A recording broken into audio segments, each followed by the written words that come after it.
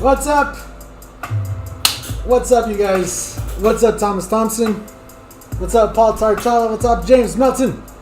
How you guys doing? The Skull Squad in the house. I see you guys. You guys rock. We're back. We're live. Let me know what the live stream looks like today. I was trying to change some settings around. I don't think it's gonna make much of a difference today, but I'm gonna have to mess with it, maybe behind the scenes, and maybe we could up the quality of it just a little bit. So yeah, what's up, Tom Vander Wheelen? What's up, Jimmy Crackhorn? How's everybody doing? So obviously here we have our canvas today, and we have a picture of Isabella from the movie Encanto. So my daughter Violet has like, I don't know, she has like an infatuation going with this movie right now. So this canvas is for her. So we're going to be doing a canvas for her, which is pretty rare. She doesn't really get into stuff so much, but she has been watching this movie like on repeat. She like listens to the soundtrack on YouTube and all kinds of stuff. So this is what we're going to be doing for her today. She's also going to go get her shot today, so I feel bad for her. And yeah, what's up, Dragonair? So how's everybody doing today? Hopefully you can hear me good. Is the music too loud? Is the music good? I thought for sure that music was a little too loud. Okay. So what I've done, I drew it on here with a pencil. I laid some 40-50 matte over it. And that's nice and dry now, so the pencil won't smear around or anything like that. Locks it into place, and it gives us a nice surface to work on. Our Createx paint will kind of lay on nice and easy and nice and smooth on here. And because we have the design already drawn out, I'm going to start kind of with the background. So I'm going to work in a yellow orangey background. If you look up this picture online, there's like a picture of the door from the thing, but I don't think I want to do that. I just kind of want to give it a nice bright background. Maybe we'll throw in some flowers at the very end or something around, but for now I just want a nice kind of yellow at the tip and kind of going more towards a golden brown at the edges here. So that's where we're going to lay in first. I'm just going to start off with some yellow in the Iwata Revolution here. So yeah, so how's everybody been? Everybody have a good week? Everybody doing good? What's up, Milk This? What's up, Blue? How's it going?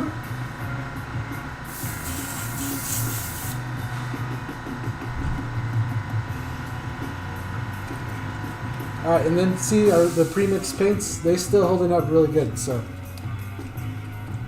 I had already pre-tested this before I pre-mixed these, but it's just nice to know you could have these ready.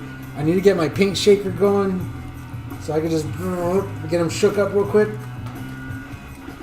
But it's fine for now. For now, we'll have to do the old manual motion. You know, get your arm exercise in for the day.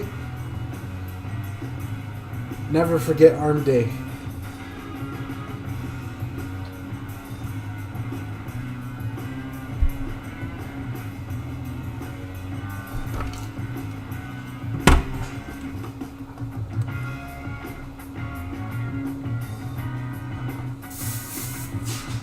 You are truly my #1 artist. Ah, thank you, thank you. This is gonna be good. Get ready. There's, yeah. So I'm gonna just start working in this yellow from the very edge, and it's gonna be really light. I don't want to kind of completely overspray this area, even though a little overspray is fine because we're gonna come back and work this area. But I do want like a soft white edge all around, so she kind of looks like she's like maybe glowing or something. So we're just gonna work it in nice and easy, nice and slow.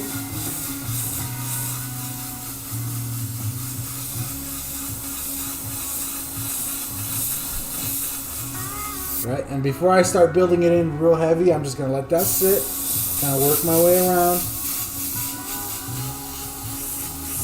And I'm going to do this mostly freehand. I am going to use freehand shield here that I have ready. Yeah, maybe a little texture sensor or something. We are going to use the brushes, the regular paint brushes for some of this, and probably the whole line of airbrushes here. Once we get into some of the purples over a dress and maybe some of the browns, we'll have multiple shades of purple and multiple shades of brown going.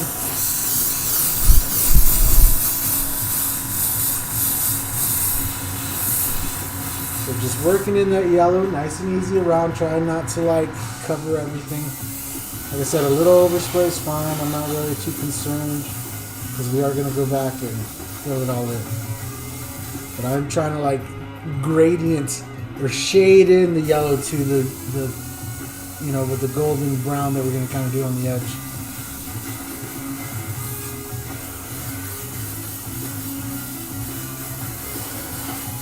So yeah, Violet doesn't really get into stuff too much, you know, too heavy. Sometimes she'll like something for like a week or something, and then she'll kind of move on. But this is definitely stuck with her for a minute now, and she's really, really into it. So I thought, why not? Nice little canvas of it. It's pretty cool. I haven't watched the movie yet, so I can't say much for the movie, but I know Violet's gonna love it. And the character's name is Isabella, and Violet's sister's name is Isabel, so it works out perfect. And we're just going back, and I'm just gonna kind of ring in a nice dark yellow right in there like that.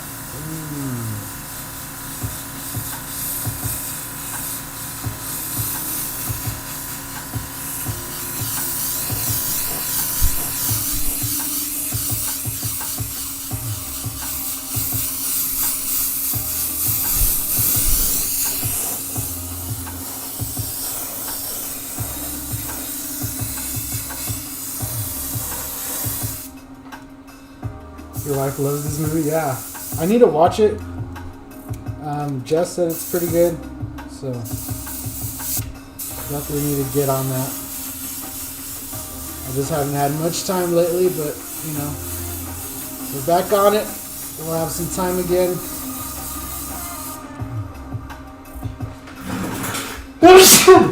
Look, sorry. ¡Qué áspero eres! Gracias, gracias. Mira. Muy áspero. No es áspero. Estoy gordito. Estoy muy amplio.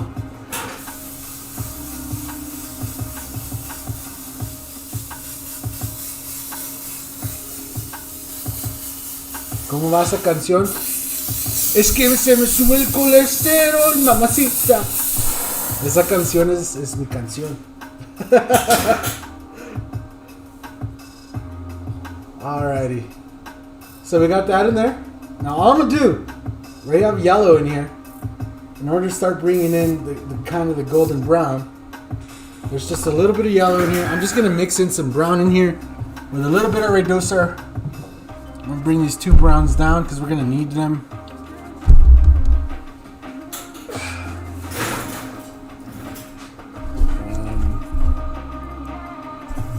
Start with this one. Shake it up real good.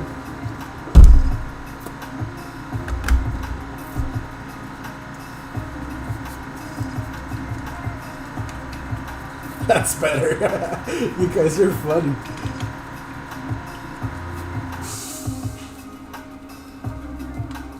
I like how it's pretty much always the same people's. You guys are hold it down for everybody. I've been sneaking into other live streams and watching other people live stream, but not saying nothing. Just kind of silently watching the chat. It's like, oh man, it's always the same people in all the chats. Hey, that guy's part of the Skull Squad right there. What the? No, it's super awesome that everybody's kind of started live streaming and you guys all support them all. It's really cool. I think we set out to accomplish what I set out to accomplish with this channel. I really, you know, I haven't heard airbrushing is a dying art. I haven't got one of those comments in a very long time. I haven't had somebody say that to me in a very long time. So I think we accomplished what we were trying to accomplish. Not only that, but I spawned like a whole bunch of people that live stream now. You know, and a lot of people are coming to YouTube. You know, that maybe they have a little Facebook going. You know, but I see guys opening your YouTube channels and start. It's really cool. Really cool. I'm with it. I like it. Alright, we got some of this mixed up. Throw this in with the yellow. Did I just shake up the wrong one? Oh my gosh. Don't tell me that. Don't tell me that. I just spent a lot of time shaking that up. Oh, yeah, I did. There it is. There it is.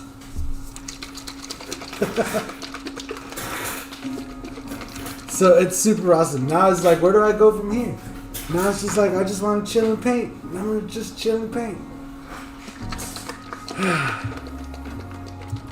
I'm feeling way better than ever. My health is like way good. I feel like I could just start running again and start exercising again like normal.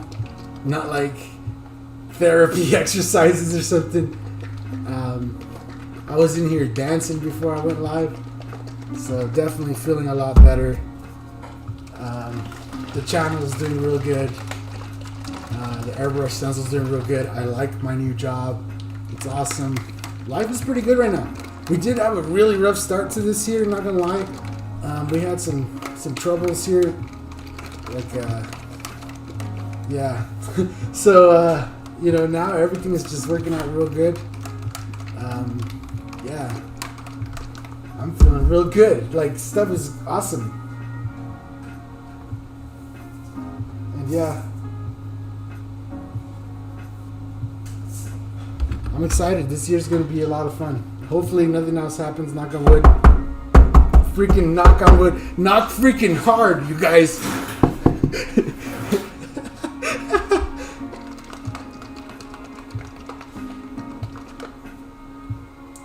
I was wondering why you didn't get back to us at that podcast. I didn't hear anything from you guys. Time to send me an email. I don't know who it is, so. Yeah, what's up, Easy Airbrush? Yeah. But, I don't want to say I've been sick. Was I sick for a long time? I've been rough housing for a long time, I think is the proper term. I had issues, just, it seemed like every time I was going to catch a break, just something else with my health would fucking go. And finally, I'm feeling real good. It only took, 2 years? I've been suffering for 2 years. Thank you, Blue. Thank you. Number one fan. Oh, I see you. You and Thomas competing. I see you.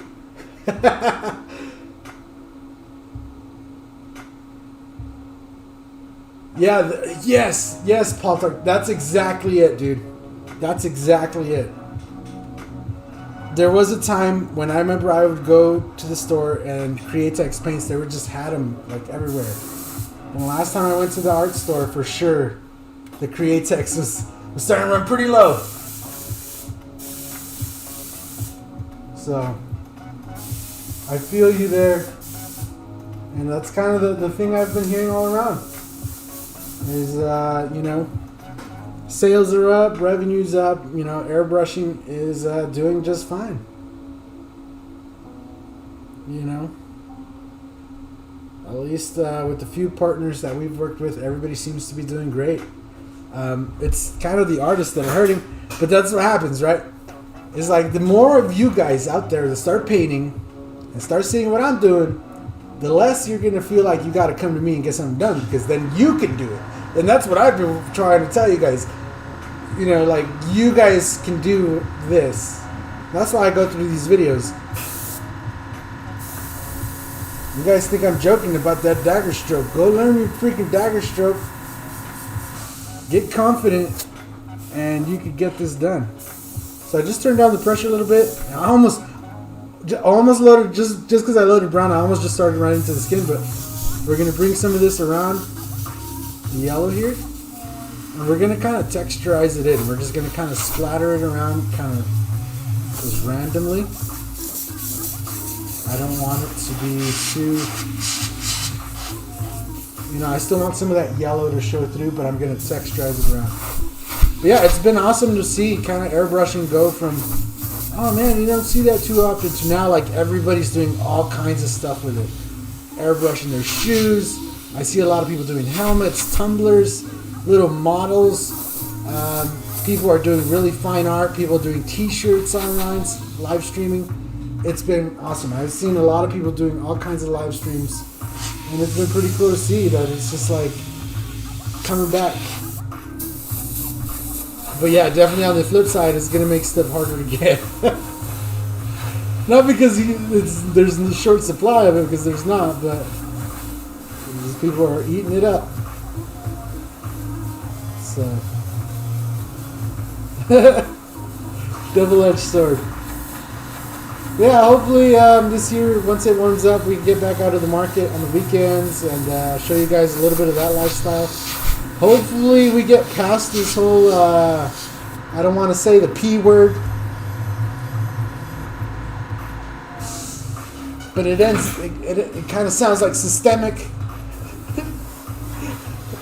but it starts with a P. You know what I'm saying? We could get past that here pretty soon. Get everybody back outside, back in places and shopping in person.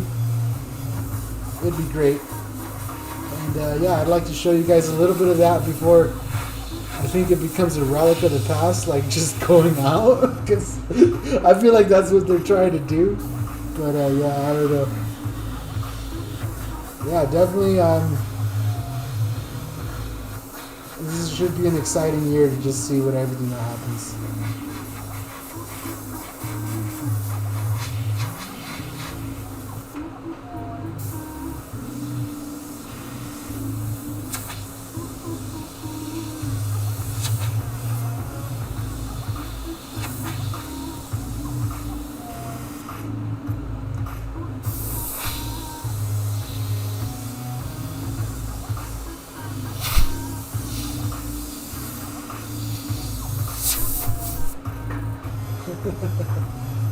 What's up, Carlitos? I need more subs to go live on there. Yeah. We need more subs. Yep. That is one thing I will say about Facebook. It's kind of misleading. You know, because I know a lot of people go live and you see those numbers and you're like, dang, 2,000 views, 3,000 views. Just know that Facebook and YouTube count views differently.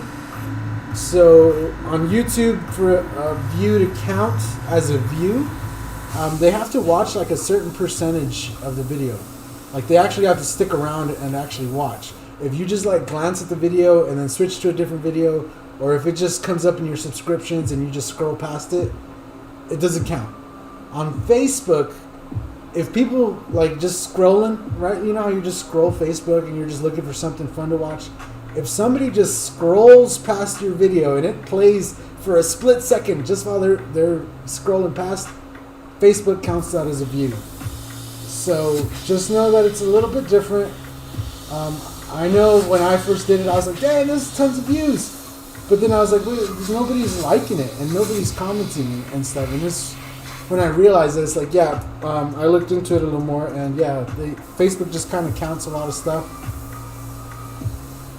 And that's kind of why when I see an artist on YouTube and they're really trying and they kind of have the gears in the right direction, I want to give them a little push. I have, been trying to get you guys to sub some of those other channels. So James says he needs some subs so he could go live. I seen James airbrushing some shirts. I didn't say nothing, but I was there watching. So yeah, go and subscribe to James if you guys can. Obviously, support your fellow Skull Squad members. I will highly encourage that. So yeah, and if you see other artists around, now I've already kind of said it, but I want to see real artists. right? Like, I want to see you painting stuff, even if it's for yourself and you just want stuff. I want to see you painting.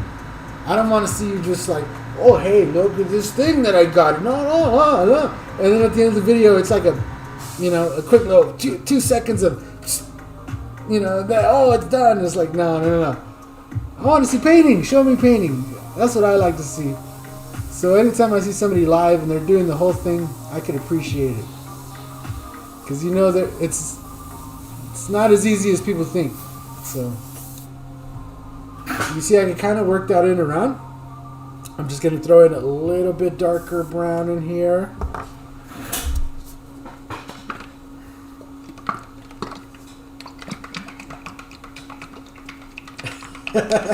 I was like a ninja in the aisle, in and out. That's funny. The Hobby Lobby here has the wicked opaque colors. Nice, dude, nice. I highly recommend the opaque colors. I hope they bring out more colors in the opaques because those work really good. They definitely need a brown. They definitely need a pink. They need a lighter purple. I like the purple now, but a light purple would be great.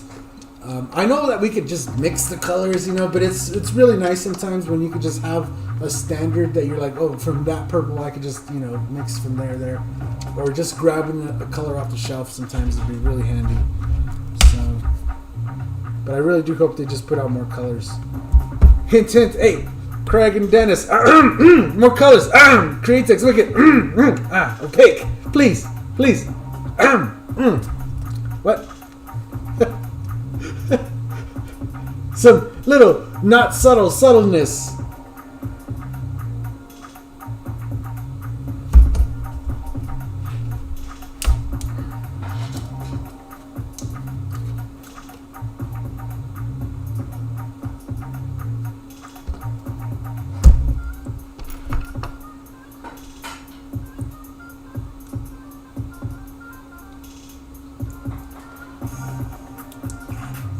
There you go.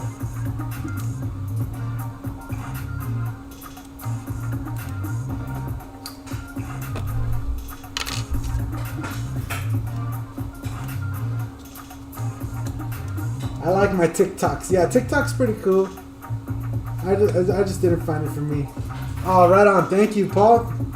You guys, I see you guys. Thank you, sir. You guys are always too much.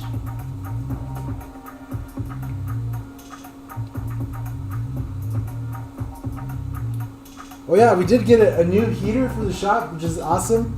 You see me sitting in here in a t-shirt, nice and comfortable. Real nice. Oh my god.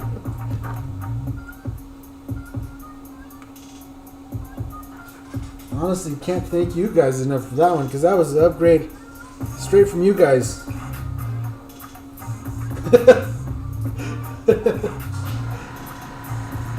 Going live isn't for everyone. It can be. Yeah. Going live is not for everyone, for sure.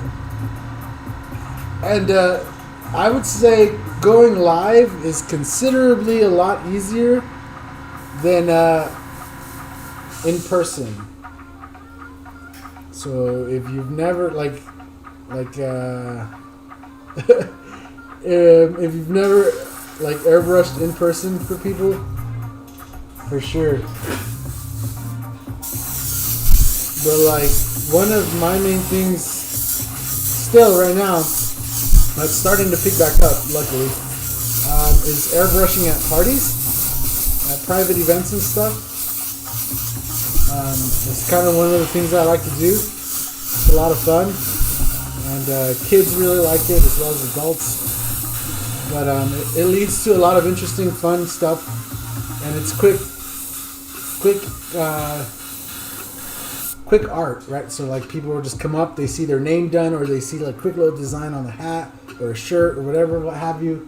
It's just quick, faster type stuff, and I'm really liking that kind of stuff. But we have quite a few of those events lined up again, which is really nice.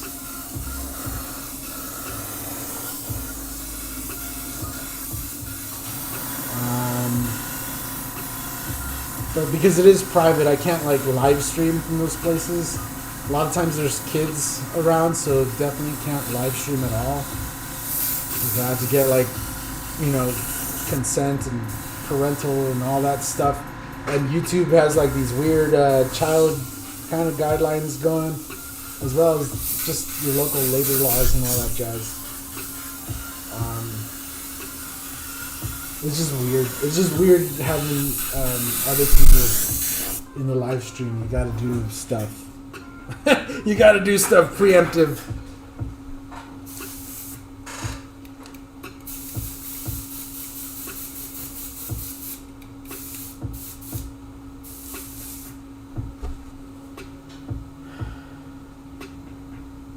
You also have to make sure your art game is on point before going live too. Yeah, I mean,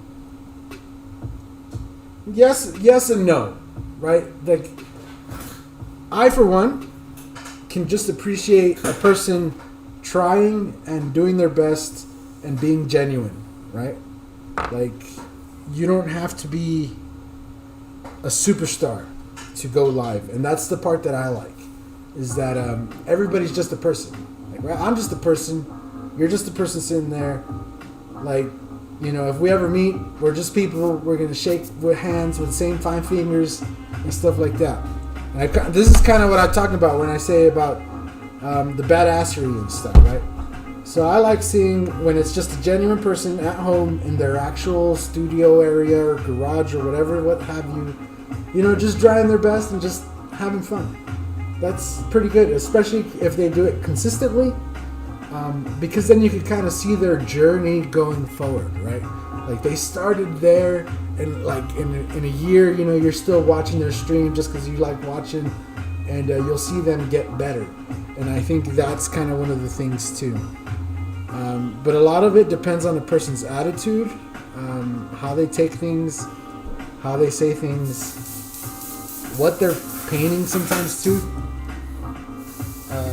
Sometimes it doesn't matter what they're painting. If your charisma can carry you through without, you know, and you're just a funny guy or whatever it is, or a funny girl, you know, maybe what you're painting doesn't matter that much. Again, the badassery or the stuff that gets to me is when somebody tries to like make their area seem more grand than it is. Like, you see me here, I'm working on a table. This table is dirty, son. I got my paint up there because that's just where it sits. And this is my little painting area. The only thing that really is added for the streams is I have this monitor here, which it's big right now so that I could read the chat. Usually it would just be a small monitor, but that would be there. So that, because that's where I would play my music while I'm regularly painting, or watch a movie or whatever it is I'm doing while I'm painting. That's where it would go. So that would still be there. The only other thing is the cameras, right? I got these cameras over here. I got this camera over here. I got a nice studio microphone over here. And it's kind of like an afterthought, right? And there's wires running around. And I just hang everything back up and it just goes on the wall when I'm done. Right? And I'm not trying to be like, ooh, look at my setup. You know, look at behind me. Like, if I wanted to, I could set something behind me with more artwork on it or something like that. But the wife's car is there. Sometimes it's my car. Sometimes there's nothing. You just stare at the floor. But I don't have like lighting back there or anything like that. You know, I'm not trying, like, I hate when somebody tries to razzle dazzle me into liking the video or liking the stream or liking what it is they're doing. I like it when you're painting something, you're just genuinely talking. Like I am now. I'm just kind of having a conversation. And if you try to have to razzle dazzle me, I already know, like, some, you know, why is we doing that? Like, you don't have to do that. I'm already here because I like airbrushing. You don't have to try to sell me on it, kind of thing. Yeah, I don't know. Now, if you're airbrushing inside your house, which I've done, and we have like our computer room set up, and I used to live stream doing these artwork canvases from our computer room. Now, in our computer room, we already have lighting set up. We have the canvases set up. Our computers are all in there with all the good lighting and all that stuff. So that was just kind of naturally in the video. But I know people took that as kind of like, oh, and then now I see other people's videos and they have some of that stuff going on. And it's kind of funny. But at the same time, I get you. It looks cool. I appreciate something looking cool. and I could definitely say that it looks cool, and I will give you that much. So yeah, I work out the corner in the kitchen. Yes, my corner is in my bedroom. Awesome. Like, that's the kind of stuff, right? Because that's what I like to see, is like a real person. Now, also on the flip side, like when I started doing the videos, when I worked in Houston, I worked in the shop. So a lot of the videos, we didn't do live streams back then. It wasn't a thing back then. It was not a possibility. I don't think internet lines supported that. It used to take like 2 days to upload a video to the internet, just to let you guys know, and that was not in HD. That was just regular videos. Used to take a long time to get them to YouTube. But back then, you know, a lot of it was about us just being at the shop and what happened at the shop and stuff. That stuff I can appreciate too. If you work as an airbrush artist, like showing people how you work or where you work, and yeah, that's the thing, right? Like the same, like when we were working with D, right? I showed you guys what was happening there. We'd have orders come in, customers walk in. That's the thing, you know. Not hating on that. That's also a thing. But if you're just in your garage and you have built a wall that sits behind you, and that's the specific purpose of that wall.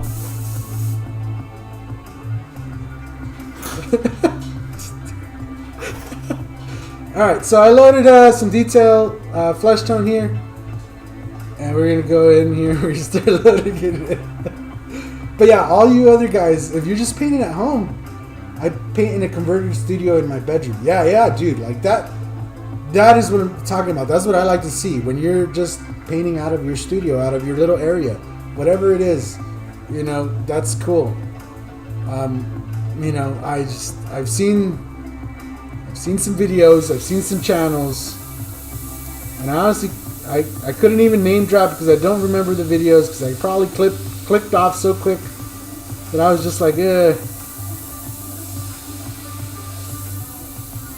But I've also seen a lot of people just doing real stuff. Like just, here's a shirt that I'm doing for my son. Here's a shirt that I'm doing for a customer, and it's just simple, right?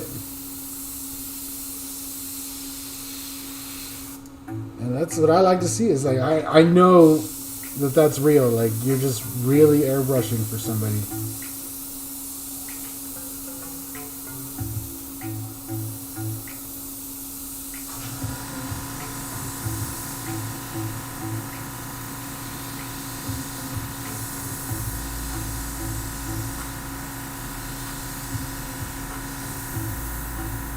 And I know, man, it's just, I wish a lot more like professionals streamed, but I know that a lot of them, when you get to that level that people perceive you as something like that, they feel like their live stream or their videos or whatever have you has to be like at like Hollywood level or blockbuster level kind of thing. So I know a lot of them just don't wanna, because they don't feel like they can, they can achieve that level of quality, which I understand, and yeah. But I think that the appeal, at least for me, and I know for a lot of you guys, is you just like watching a real person paint, as opposed to, feeling like you're watching a movie set or an actor, kind of just go through the motions and portray it. And that's what ends up happening when you try to make your videos so professional and all this. Like I'm going through this struggle in my head where I want to make some videos and I want them to look better, but I don't want to seem robotic in the picture. Oh man, I was really trying to think of those words carefully without, saying something stupid. But that's kind of how I feel when I watch some people's videos. Some people just seem like when they you could tell when they went from not scripting and they're just talking, and then they started making videos, and they included some kind of script machine, whether it's just a phone right next to the camera or whatever, and they just seem so much more robotic, or some's not the same. What's up, Steve? How's it going? How you doing, sir?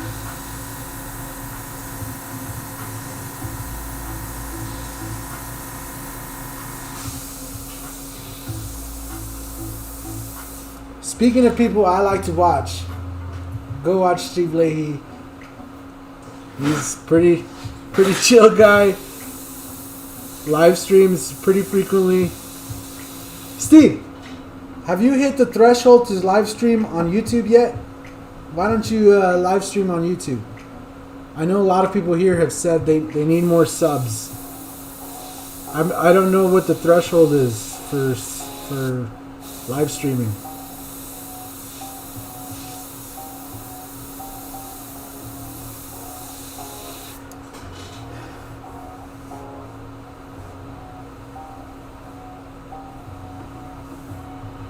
Yeah, there are a lot of traditional painters making videos, but not a lot of airbrush videos outside of a handful that post consistently. Yeah.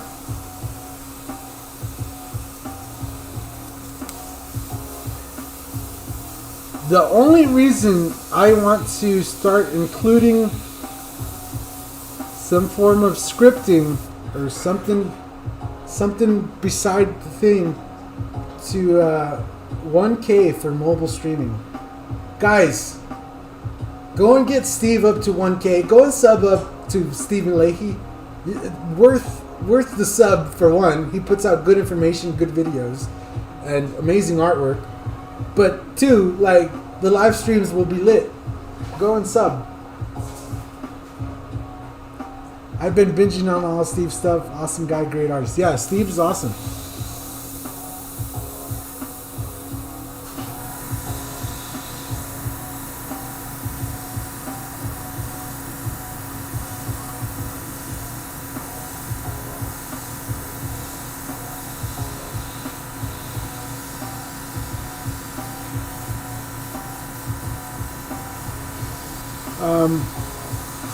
I forgot what I was going to say now.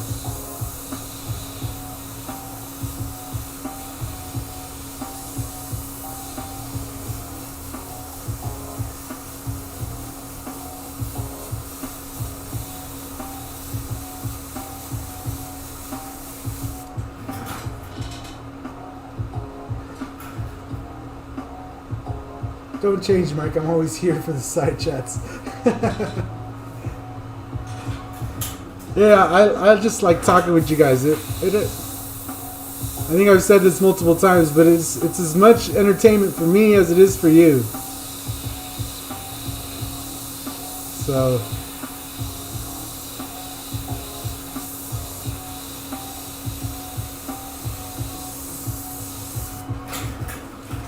but please, at no time ever,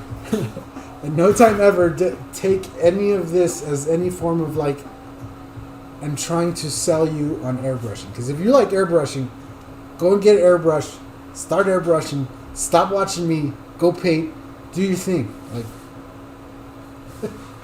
now, if you just want to come hang out and have a good time, maybe you're just airbrushing yourself over there and you're just bored, and you just want some side entertainment, by all means, come hang out. If you have some questions or something, post them in the chat or post a comment in a video. I do still watch that. Underneath this video too is a link to the Facebook group that I run. And from there you can link off to other Facebook groups. There's tons of Facebook groups. And then a little bit more personal than that is the Discord that I run. So we run a Discord, and in there, yeah, I have gotten into chats with one-on-one before to try to solve issues. We're also able to hold video calls on there, so if you have a computer, you know, that you can hold a video call from.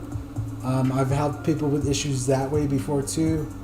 You know, so if you want to join in on there, that's I wouldn't say it's the best place to get a hold of me, but it's one of the places you can, and I know for sure, like, I could help you in multiple ways there. So.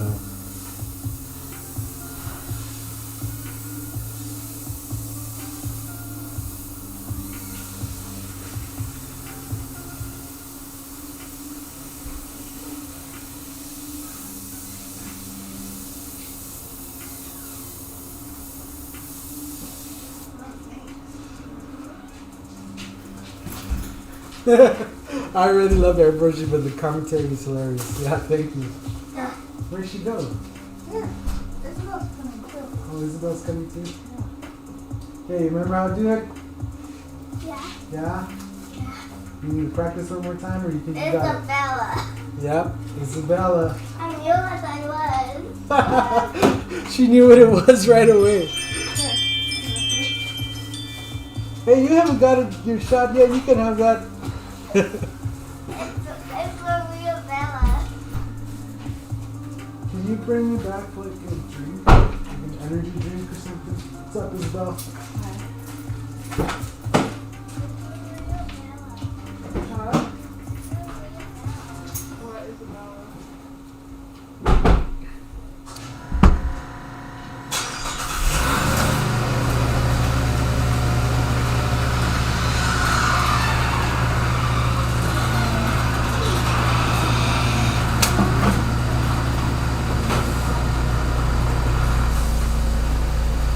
Alrighty.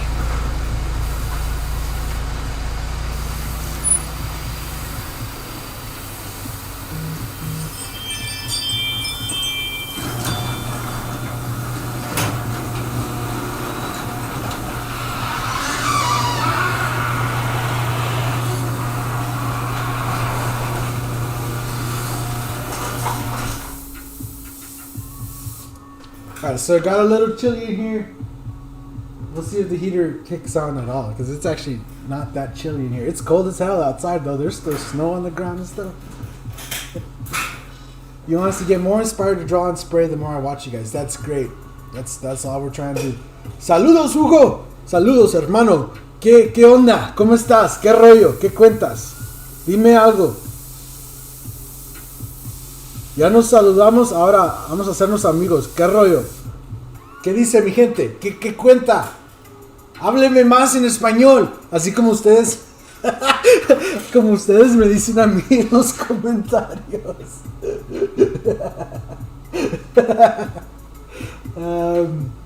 How's the new heater, man?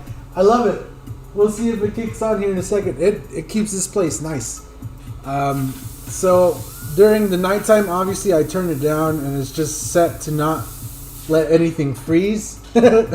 But then like today I came in, turned it up like an hour before I came in here and it's nice, really nice. It runs off of the 220 volt, not the regular outlet, which is nice, and it has a thermostat, which is really good, and I'm freaking loving it.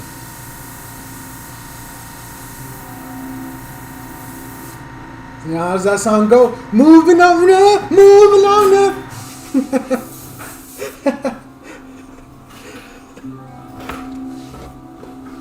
Me gustan mucho tus videos. Gracias mucho, hermano. Me encanta que te gustan mis videos. Ojalá los veas todos.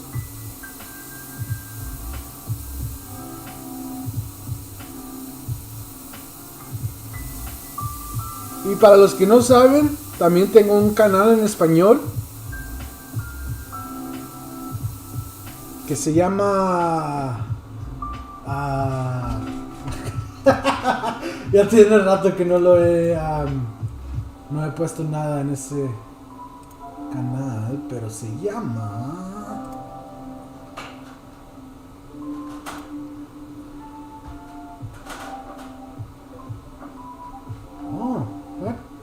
Oh, what?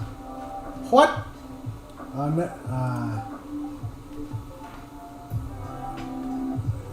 No sé. Yo pensé que tenía el canal español, pero no lo tengo. Oh my gosh. A lo mejor lo dejé tanto que ya se quitó, no sé. Hello, honey. I have a question. Did you gesso your canvas or are you painting on raw canvas? So these canvases come pre-primed. So it's canvas, then they roll on a primer, and I believe it's 2 coats of rolled on primer over the canvas. And then I drew the design on there, and then I sprayed 40-50 matte, and that's where we're at. That's where we're spraying on. Now, if you wanted to make it smooth, right? Like if you want to airbrush on a smooth surface, you can gesso the canvas, and it'll give you a smoother surface. But for what I'm doing right here, right now, this works really good. And I don't really feel the need it's necessary. So, David Fiore with the $10, sir. Thank you very much. You guys, oh man, you guys are always just too much. I'm really glad you guys enjoy the live streams.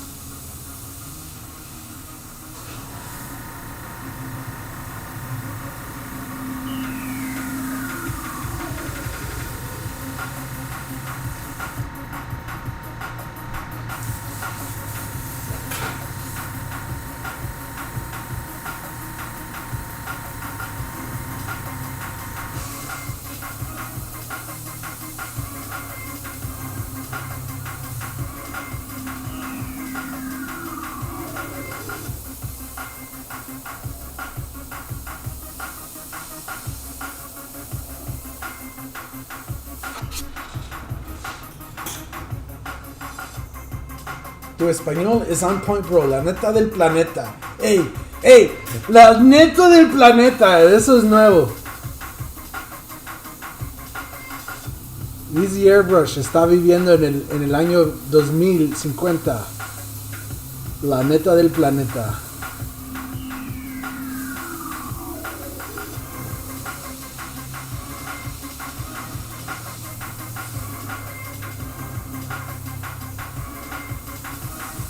Y para los que han estado pidiendo más videos en español, voy a estar haciendo más videos y parte de ellos van a estar en español.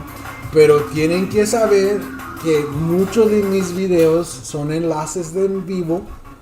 Y si ustedes no llegan y no me hablan en español en el chat, o sea, no hay razón para que yo diga cualquier cosa que me digan. No hay razón porque yo lo tengo que repetir en inglés y en español a la misma vez. Que se hace muy confuso. Yo me confundo y sí, después ya, se pone muy, es mucho. Es mucho. So, nomás tomen eso en cuenta, por favor.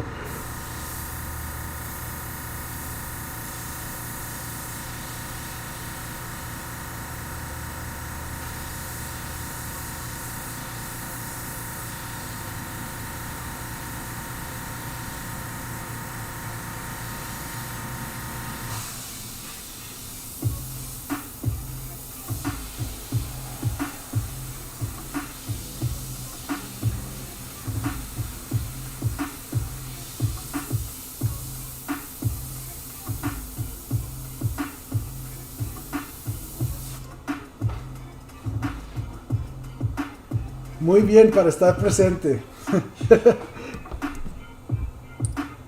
Also, one thing I forgot to mention, or that we should probably talk about, is that I will probably be going live on Sundays from now on. So the schedule right now and what I have available of time is to go live on Sundays and then be able to produce videos throughout the week.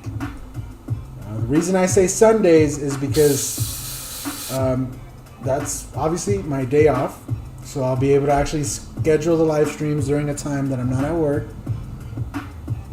And for 2, it's a day that a lot of you guys are off, so you guys will be able to enjoy this stream live, not have to watch it later.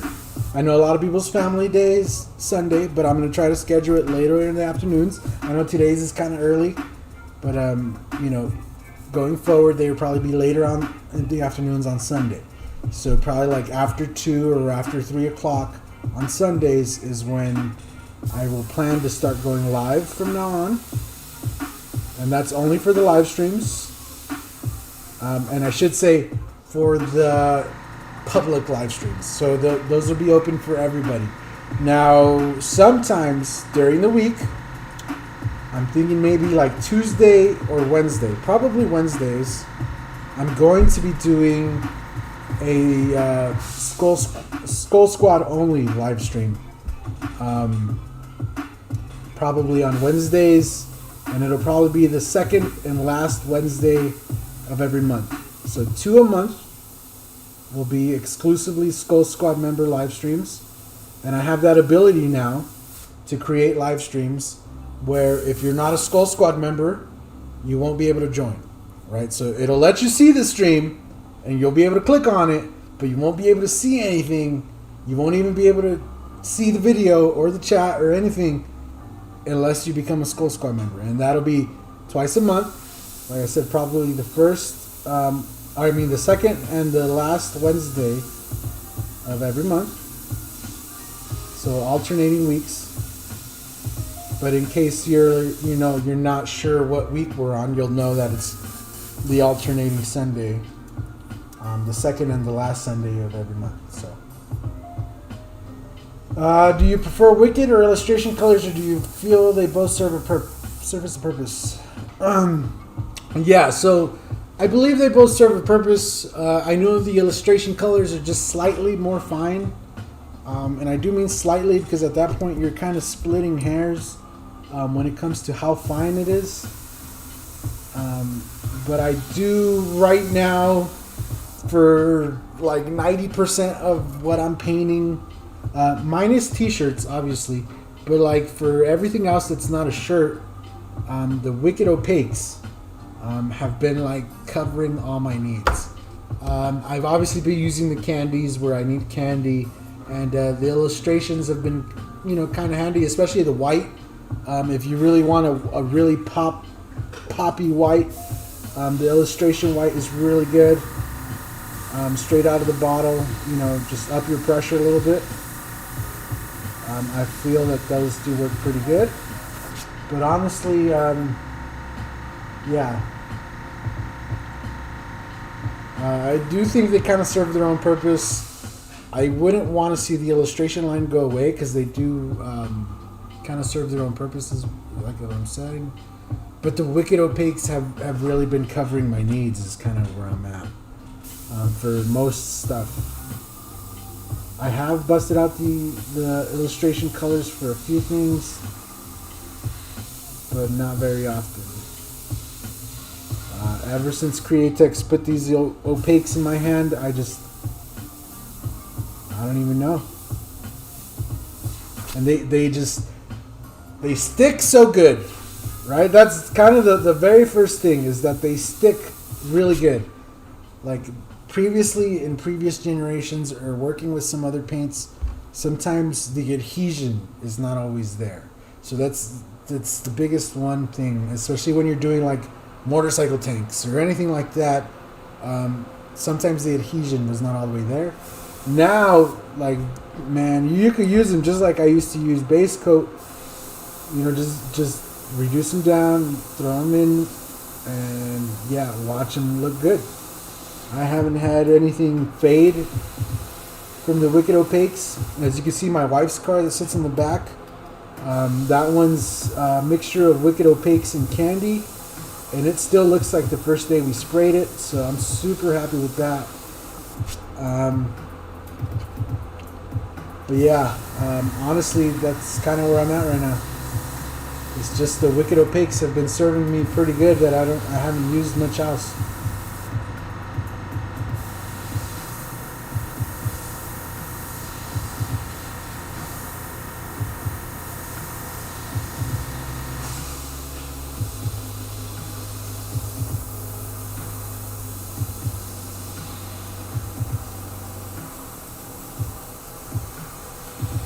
I really like the way Disney has been doing their characters now, though.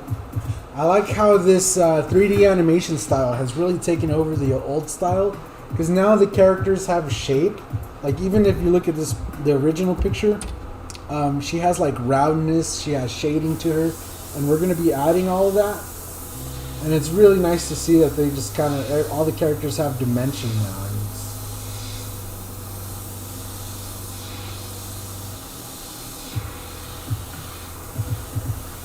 As much as I love me some old cartoons, you know, it's just nice to see that the artwork, you know, from even a child's view, is really starting to change.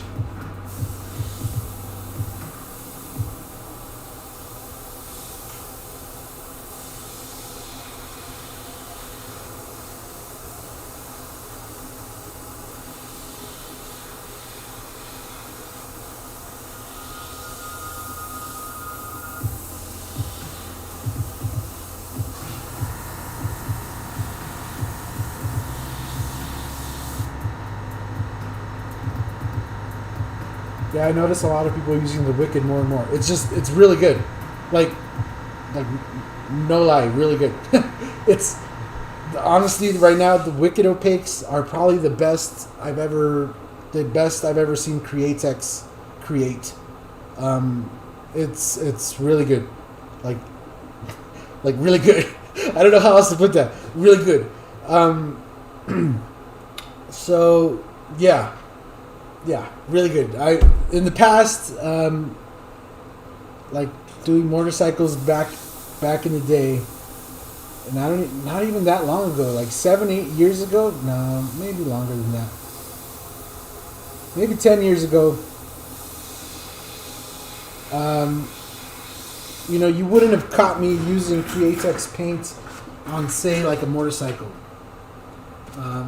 Traditionally, or the way I used to do it, I hate saying traditionally because it makes me feel old. You know, but the way we used to do it was using automotive base coat, and you would just reduce it down fine, and you would use that to paint your artworks. And the reason was because the adhesion was not there with the Createx. So what I mean by that is you would clear it over sometimes, and you would always end up with some sort of adhesion problem. And this was a while, like long ago. I'm not talking about now. Now it's on point. But before, you know, you would have, you know, delamination of either the clear from the Createx or the Createx from the underlying paint, whether if it was clear or whatever it was. And that's just what it was, and that's why, like, a lot of shops, before you even came in the door, they would be like, you're gonna use base coat, right? You're not gonna use your little artsy paints. That's what they would say. You're not gonna use your little artsy generic paint, right? You're gonna use base coat. We got base coat here. You have to airbrush in base coat because that's what our clear sticks to. You know, we only use this. So you would show up sometimes to some shops, and you have to use their paint, which is fine. You know, but nowadays it's on point, and I could tell shops and be like, no, I use this, clear over, you ain't gonna have no problems. You know, it's that good.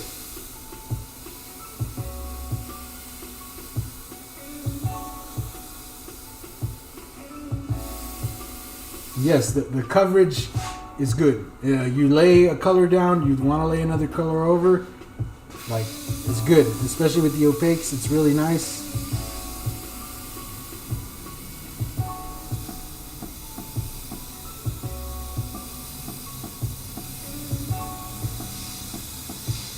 Now, when it comes to working on shirts, I will probably forever work with transparent.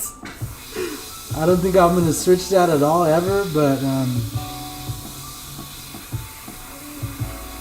you know, that's just how I learned. That's just what works on shirts. You know, you're on shirts, like 90% of the time, you're working on a white, and it looks really good when you're able to just blend in colors, especially if you want something to look bright and poppy. That's just how it is. So I'm going to leave this brown loaded up in there. We're going to take another airbrush here, and we're just going to mix a slightly darker brown.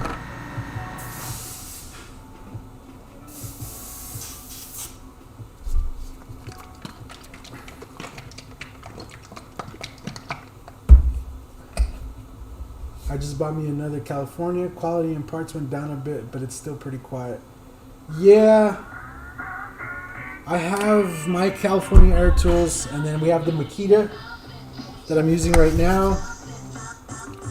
And yeah, I wish the Makita was just a little bit quieter. It's still pretty good for events. You know, it doesn't really get in the way. It doesn't suck a lot of power, which is also a really good one. You know, you could run it. A lot of event centers and stuff will have different voltage plugs, and some of the plugs are low voltage. You know, just like for lighting or whatnot. And I'm able to plug into a lot of those plugs, and the compressor runs just fine, which is great. In the previous, I had to actually plug into like a utility plug, which is a plug meant to have like full voltage with high amps and stuff. And you know, in the past with a big compressor or a lot of the older compressors, you had to run off of a heavy plug like that. So it's really nice to just have it work really good. A lot of the newer compressors work just off of a normal plug.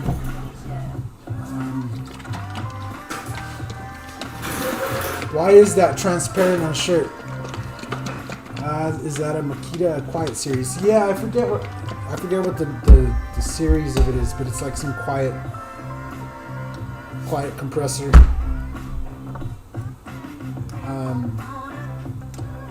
You like those skull caps? Yeah, go get them. MikesBrush.com. Get yourself a skull cap right now. Also, I don't think I can stress this enough, and I think in the next live stream I might just give one away. But I know a lot of people have been ordering the skull stands, right, which are really nice. Don't get me wrong, you know, those are really nice. But the workstation stand, the workstation stand has probably been this little baby right here that holds my airbrushes. I wouldn't trade that for the world right now. It works really good. It holds the airbrushes really good. You're able to just grab your airbrush, go hit the quick connect, and you're rolling. Alright, so we got the Air Cobra loaded up. Yes! And then, yeah, we're going to start loading in some darker tones. I'm turning down the pressure a little bit. I kind of threw a little bit extra reducer in here. I might throw in some more. I think we're good. Okay. Oh yeah, if you want to get yourself a skull cap too, but you've been eyeing some of the stencils, right now, I just took the orders inside before I just went live, but any order over $40 right now, so if you order 2 stencils right now on the website, mikesbrush.com, you get yourself a free skull cap. And I'm just running that. I don't even think I'm going to end that promotion. I'm just going to leave it. Like, anytime if you order 2 stencils or more, I'll just throw you a free skull cap. They're $10 a pop if you want to go that route. Or you get one for free right now, $40 order. And I've already sent out quite a few free ones to people that were just placing orders. And they're like, oh, I didn't even realize I got it for free. I was just letting you know I didn't order that, but it was in my thing. Nah, man, I got you. Even if you don't mention it, I'm throwing it in there. It's part of the deal.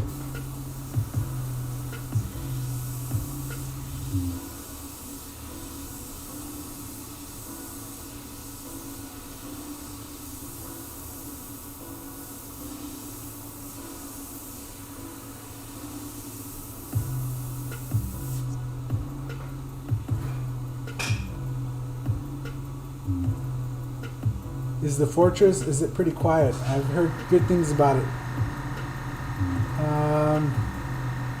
The Fortress. No, I don't think mine is called the Fortress, no.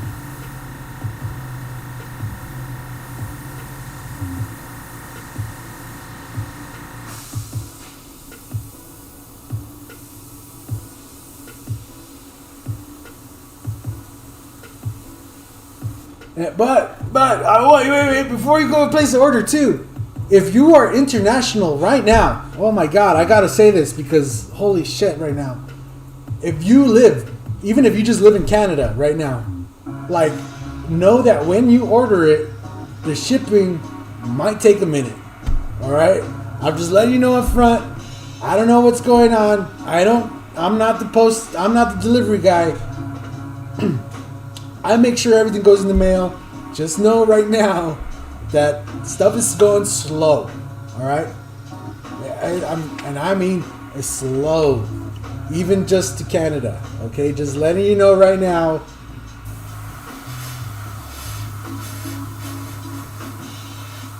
I have no power over what the post office does, how they do it, or why. There's no point in me complaining to them and sending emails or whatever the hell it is you think I'm going to do. I sent it. Once it's sent, you got to let them do their job, and it's going to get there. I promise it's going to get there. A lot of people have messaged me, I haven't got it. And then right when I'm getting ready to send them another one, boom. Oh man, it showed up in the mail today. Oh, thank God. Yeah. So just know right now, if you order something, and if you're international, there's nothing I can do. I'm very sorry, and I just want you to be patient with me. Now, if a lot of time goes by and you don't get it, and you want a refund, or if you want me to send you another one, for sure, no problem. But just know right now, things is slow.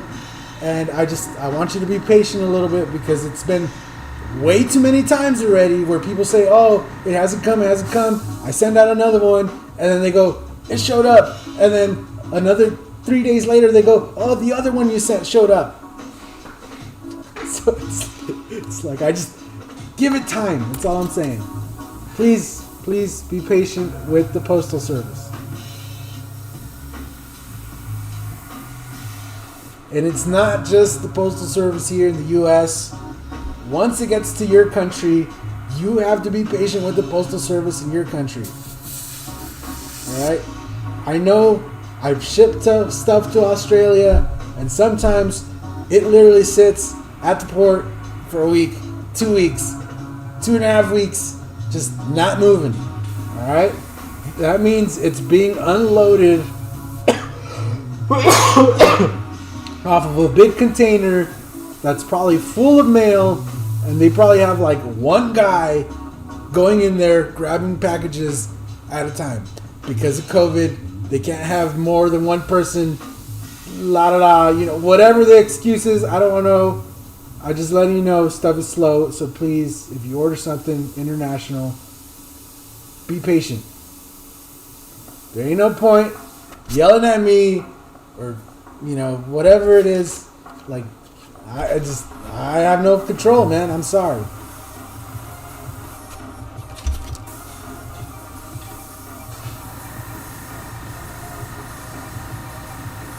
But please, by all means, I appreciate your support. Place an order. I will send it. And then just be patient, please. Just be patient.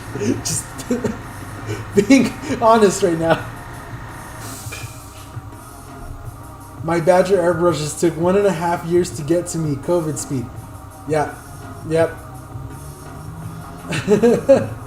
Mike, hooking up the post office with that good old PSA. Yeah, no, this is not even hooking. I'm letting you guys know, because it's been more than one of you that order something, and then I'm like, not even a week has passed since I shipped your thing, and you're like, I don't have it yet.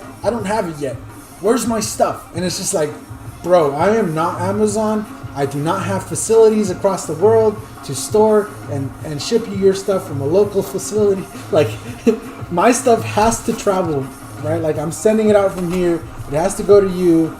I know that Amazon has kind of put this, like, need it now kind of thing in people's heads. Even in my head, right? I'm impatient sometimes. I understand.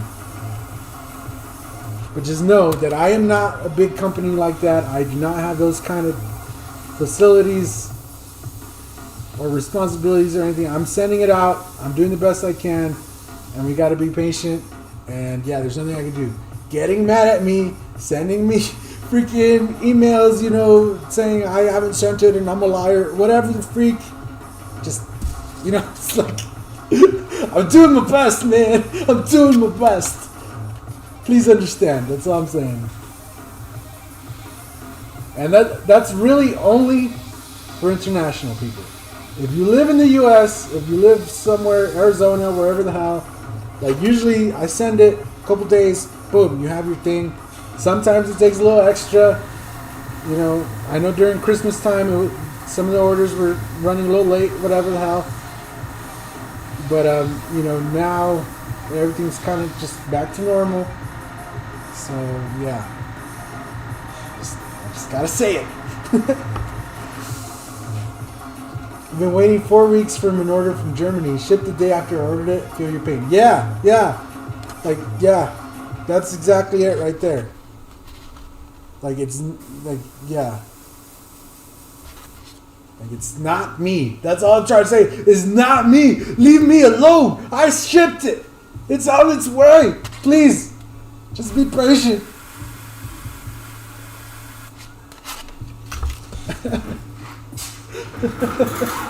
That's all I'm saying. If I spray inside, how much overspray will occur? Is it even possible to paint inside a normal room? Yes. Yes, it's completely possible.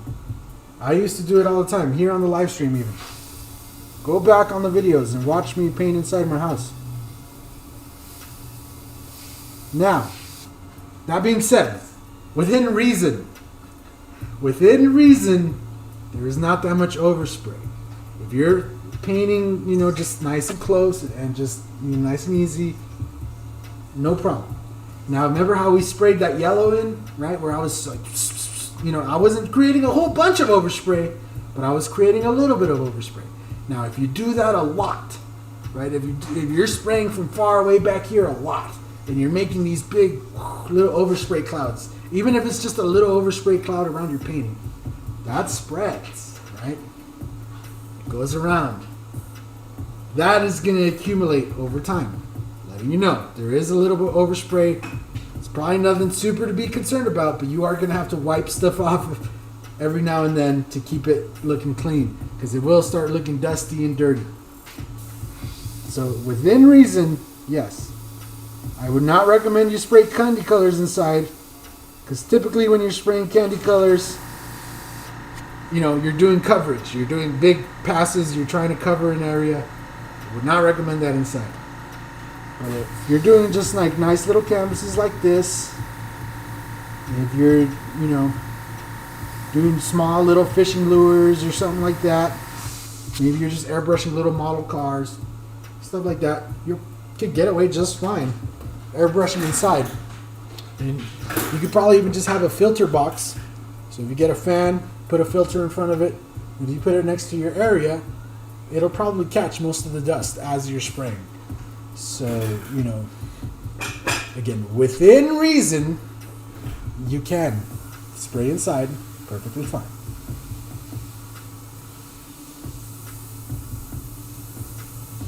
Do not try to run like a spot gun or something inside and then, you know, expect there to not be overspray all over. Because it's going to happen.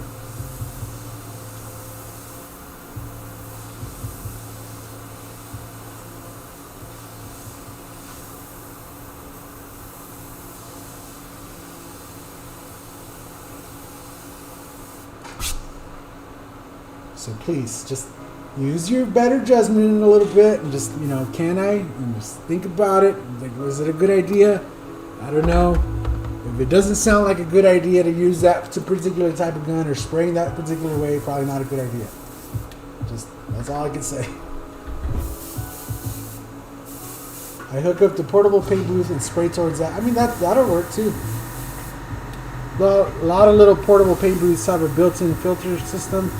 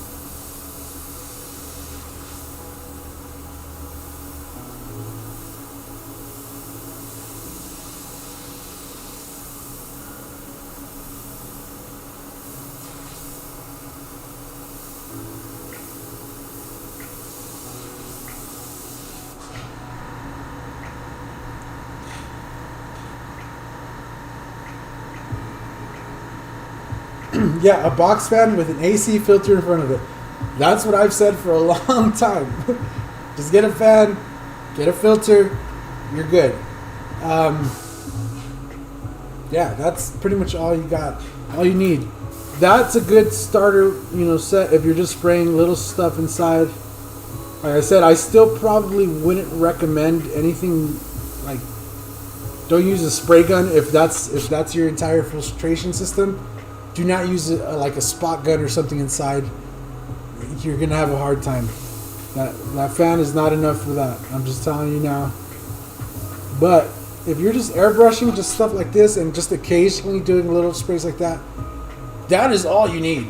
Like, you do not need anything special or anything like that.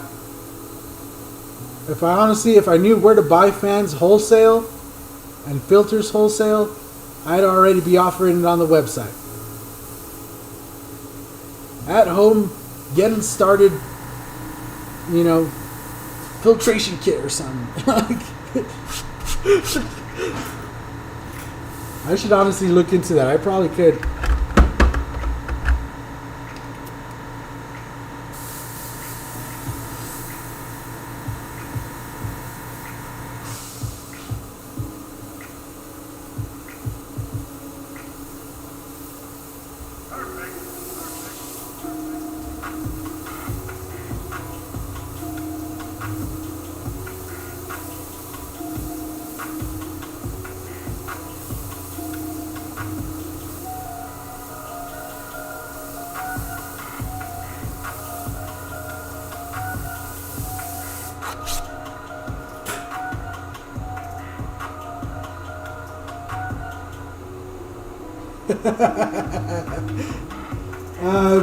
If you put a plastic sheeting around your spray area.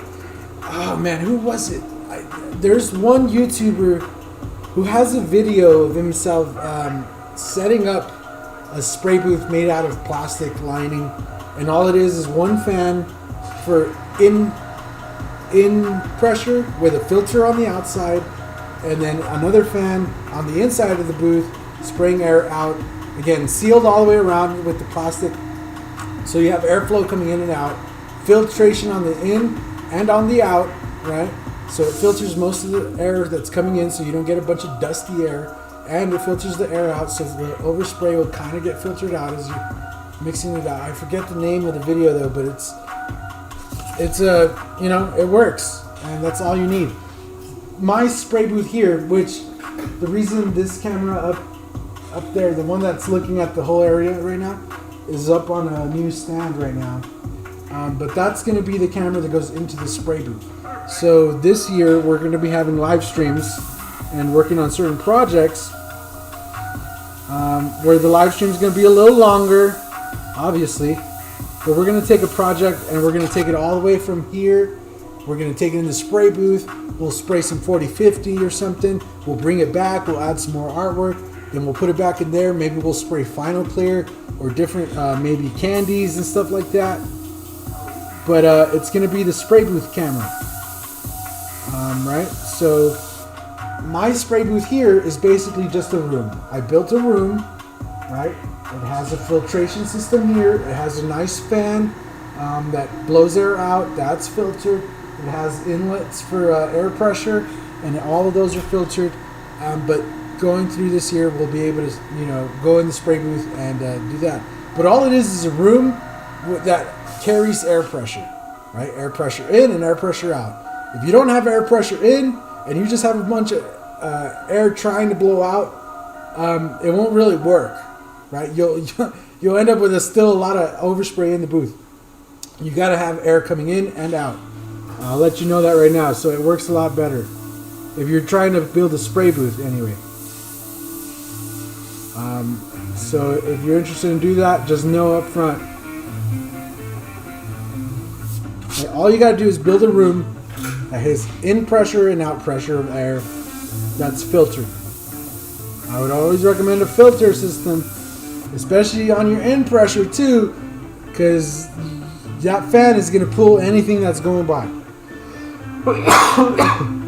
Whether if it's dust, whether if it's bugs, whatever it is that's next to that fan when it's sucking air, It's gonna get sucked in. So, are you gonna keep the camera on the outside of the booth so it doesn't get buildup? No. So that's where I'm talking about the in and out pressure. So the spray booth has in and out pressure. So when I start spraying in there, you'll see the overspray. It like literally, you'll see the overspray for a second, and then it just gets like carried out, right? Like it doesn't hang out in there or anything like that. The camera's gonna sit up pretty high and out of the way, so it's not gonna get covered in overspray, hopefully. And if it does, it's just one of our webcams. It's not like one of the. It's not gonna be one of the good cams. So.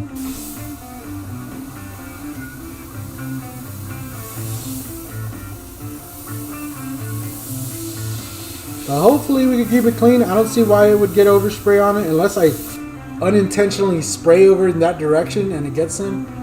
But otherwise, for the most part, I think the air system will take the overspray out before it ever gets a chance to hit the camera. And that's just from the camera being way out of the way. You know, it's not gonna be. I'm not gonna like put the camera right here as I'm spraying. That wouldn't make any sense. So. I've been seeing the paint booths that fit on a desk. Yeah, those are pretty cool. If you spray nothing but small stuff, those little paint booths that sit on a desk are really good. So the reason, man, my filtration system. So like here, right? I'm spraying here. The filter for the booth sits right here. If I'm spraying something where I'm going to create a little bit of overspray here, I could go flick on the filtration system for the booth, and it literally sucks the air right out of here into there and out the window. Like that's where the so it's kind of like a double filter system, right? It works for my airbrush area as well as for the spray booth itself. The ventilation system. I keep calling it the fan system. The ventilation system works pretty good in there, so.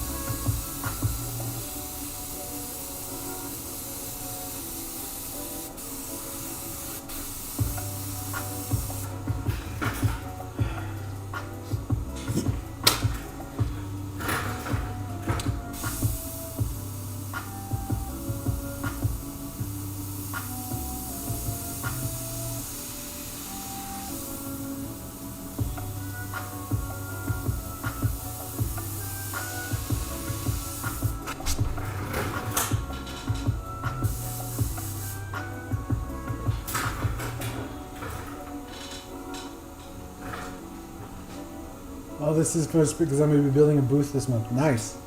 Yeah, I mean, booth is like one of the best things I've decided to build in here.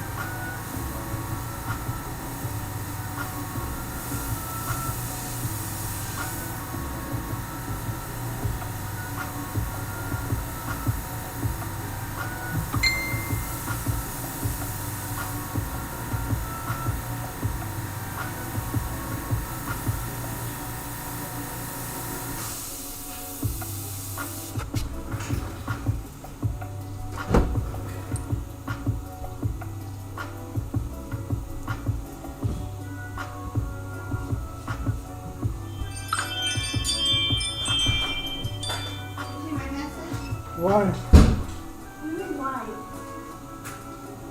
Your daughter's in trouble. What was she doing? She wouldn't fucking get it. She's in there screaming and throwing a fit. Broke my fucking nail. She's just in her room with no computer. I gotta go pay the rent, so I'm leaving. Okay. Did you get me a drink? No, babe. Okay.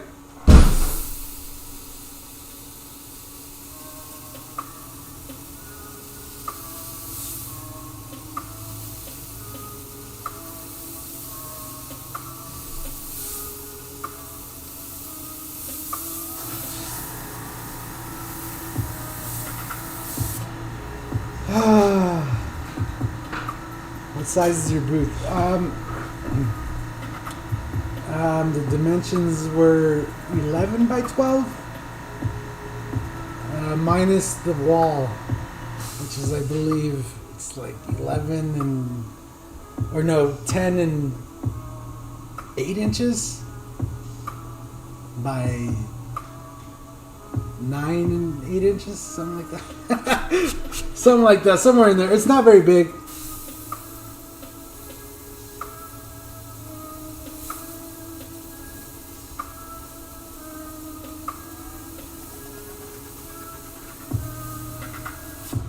And I really just focused it down so I could focus on like smaller stuff and spraying smaller stuff. So.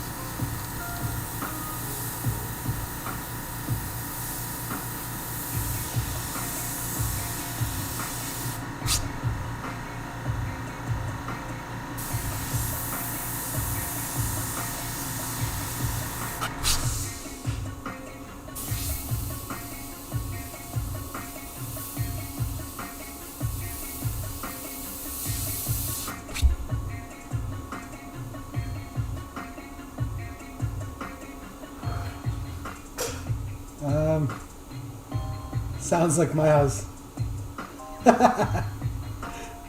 Do people tape the filter on the box fan? Yeah, I mean, you could tape it on. You could use some nails or some screws. Screw it on. Just however, I usually use duct tape. If I'm going to do something like that, a duct tape works real good to cover up the edges of where it's going to be sucking in the air.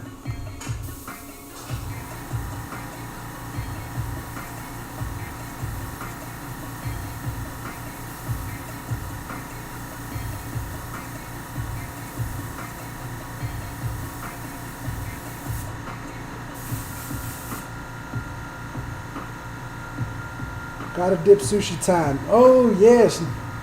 Enjoy your meal, sir. We'll see you next time. Thank you, sir, for all the support, Paul.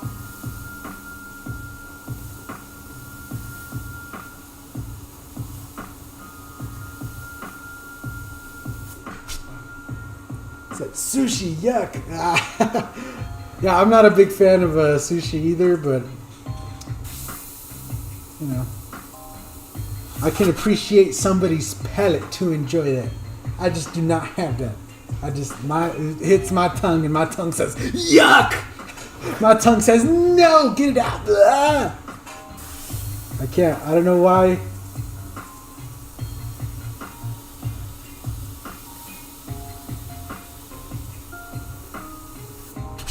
That's just mean.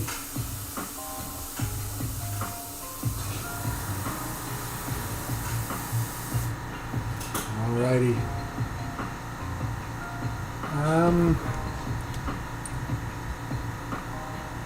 Let's see, what can we do?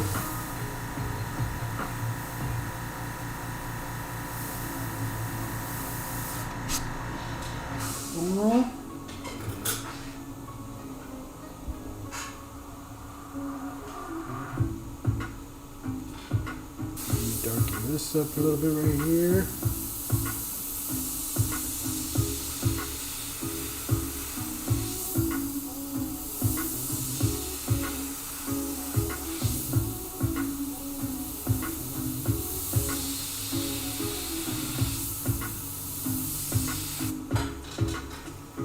I'm literally eating sushi right now. Sushi is nom nom. Yeah, I know. A lot of people love sushi. I've tried it. I've wanted to like it. I really wanted to like it, you know, but now I just know that my tongue and what I want are two different things.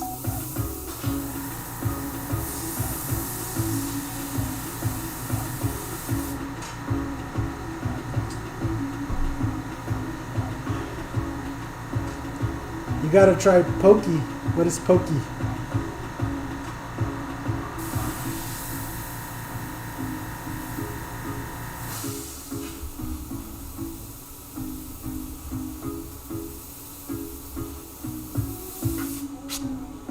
Now you guys are just starting to make me hungry is all that is.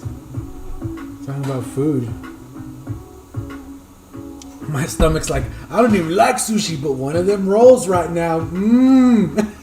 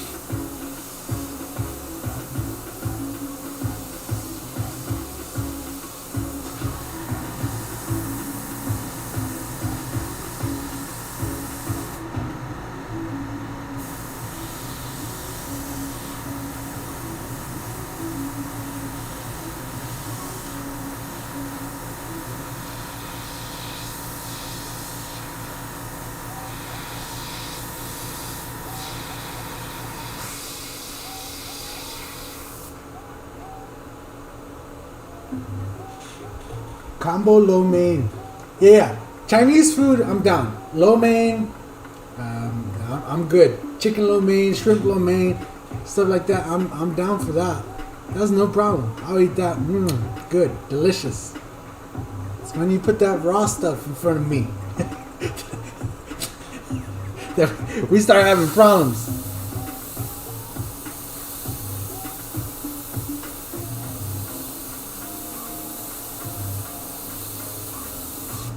Alright, so I'm going to do this. I think we got the brown pretty good. I'm undecided if I want to do the green vine first or if I want to do the purple first. But part of me believes the right direction to go would be to do the purple first and then come and cut it in the green vine, which is kind of where I'm going to do.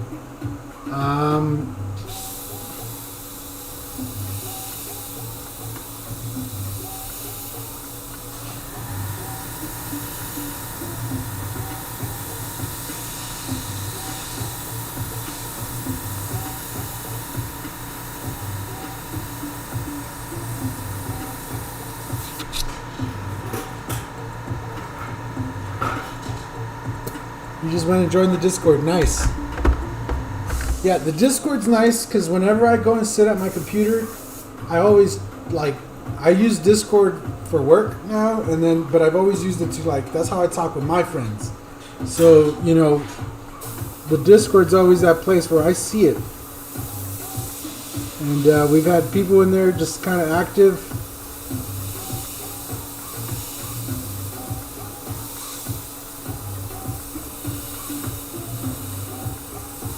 and it's a little bit more personal.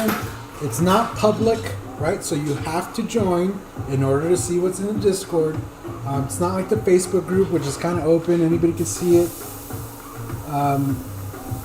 It's not possible to spam stuff onto the Discord, which is kind of my main problem right now with all the Facebook groups. Is that, like, I get it. We all try to support each other and show each other love and try to get as much viewers and all that stuff. But it makes it hard to keep up with everybody's stuff, or like try to just enjoy the group when everybody and their mama is spamming that somebody is live. Because that's what's happening now. And like I already said, I really enjoy the lives. I like it when people go live. It's awesome to see all the people live. But at the same time, like if you're just in the group and you're the guy asking questions, it makes it hard to keep up with your questions or for people to see your question if, you know, all like the last 20 posts are like somebody's went live on the live stream. So that's the only rule right now in my group, is that, yeah, you can post other people's live streams. I'm not saying not to. I'm just saying please check. Like, please go in the group and look before you just spam it out and post it. And then, you know, there's like 5 different posts on like Steve Leahy went live, and it's like, you know, it turns people off of the group. You know, people will start canceling notifications. People will just stop caring about the group if all it is people just spamming posts of, you know, live streams or whatever. What I've seen too is there's a group that popped up that's just for live streams. I think that's called like Airbrush Painting TV Guide or something like that, which is only for the live streams, which I thought, I was like, that's really cool. That's one way of taking a problem and make it into something that people want, which for sure I could see people wanting that.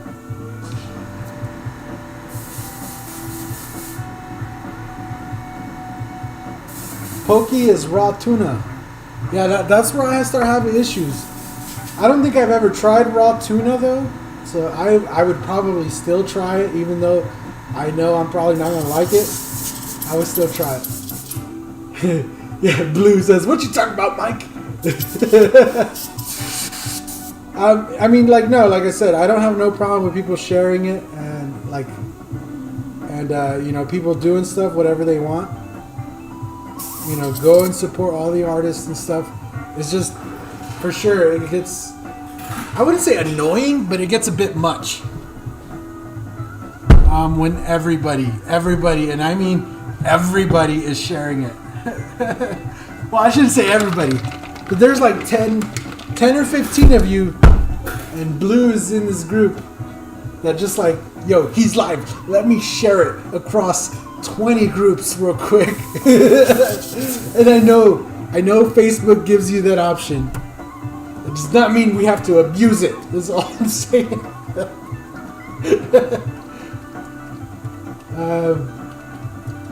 Not asking you to promote or anything. No. Like I said, it's fine.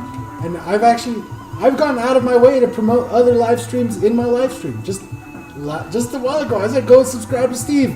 Go and subscribe to James. Again, if you're not subscribed to Stephen Leahy, go right now. If you're not subscribed to James Melton, go and subscribe right now. James is part of the Skull Squad. He's a really cool guy. Seems pretty chill, and he does live painting, which we already talked about. It's not as easy as people think or stuff, you know. Blue says guilty. Yeah, I know you're guilty. That's why I called you out by name. I don't usually call people out by name, but you. Yeah. What's your link on Instagram? No, I don't think the chat lets you post links, just because if I allowed it, not every link that comes through would be a good link, if you catch my drift. You know, not every link is going to be safe for work kind of stuff. And yeah, it's just not something I want to open. But what you can do is post your account name, or just say, look me up on Instagram. My name is blah blah blah. You know, just my name is @MikesBrush. If you're on Instagram, if you want to follow up with more of the stuff that I'm doing, please go ahead and follow me at Mike's Brush. Now, if you just want to do something quick like that, if somebody asks you especially, please, by all means, post your stuff. Post it. James is the clear coat king. Yes. My cup is beautiful. It's beautiful.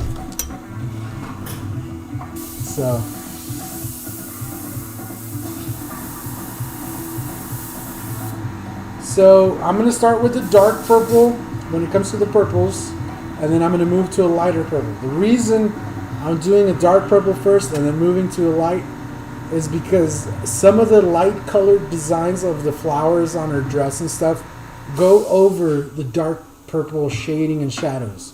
So I'm going to use the dark purple, fill it in first, and then because we're using opaques and the coverage is so good, we're able to lay light purple flowers and whatnot right over that without having issues. So I'm just going to go in here and I'm just going to kind of base it out.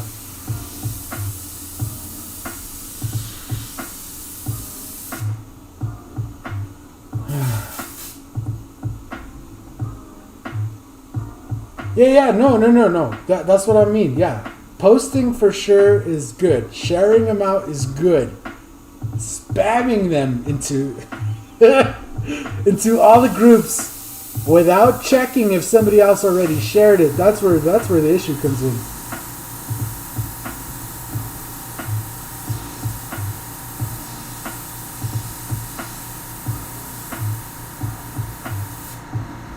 Yeah, for sure. There's a lot of artists that I wouldn't have known about if it wasn't for your shares. For sure. This, just snooping around and looking, your shares made it so much easier to find people. But, again, on the other side, like going through some of those groups is dead if it wasn't for the posts of the spam live video feeds. Like nobody's actually posting anything else besides those live feeds, which is not good. Right?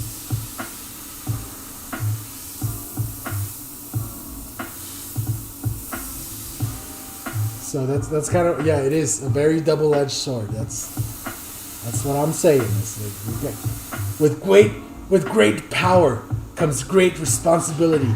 You must not spam the video feeds to all the groups. Maybe select your groups that you like.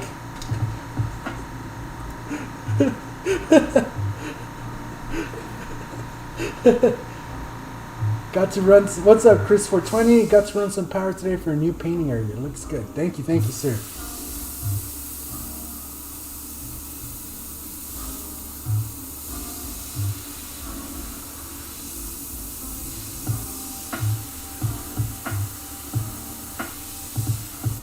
That's all I'm saying. But yeah, definitely the live streams, like I've talked about, it's been awesome to see so many artists starting to go live and, maybe bringing up their YouTube channels or trying to.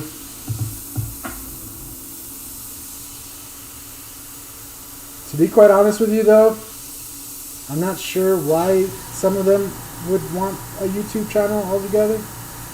But, I'm not judging. You do your channel the way you want, or however you want, or why you want. It's just, I don't know. I don't know what people are really trying, or what they expect is going to happen, or what the purpose is.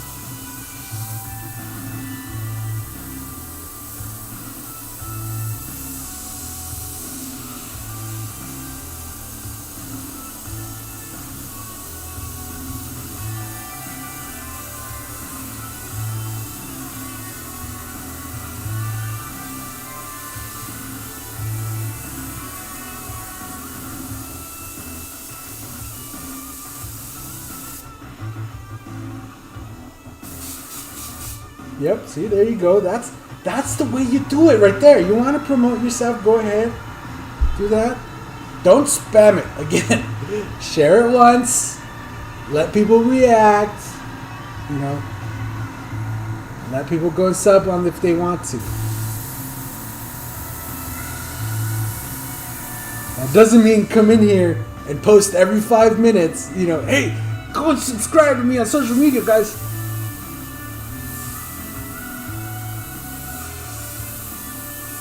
Because then you just look like more of a dick than anything else.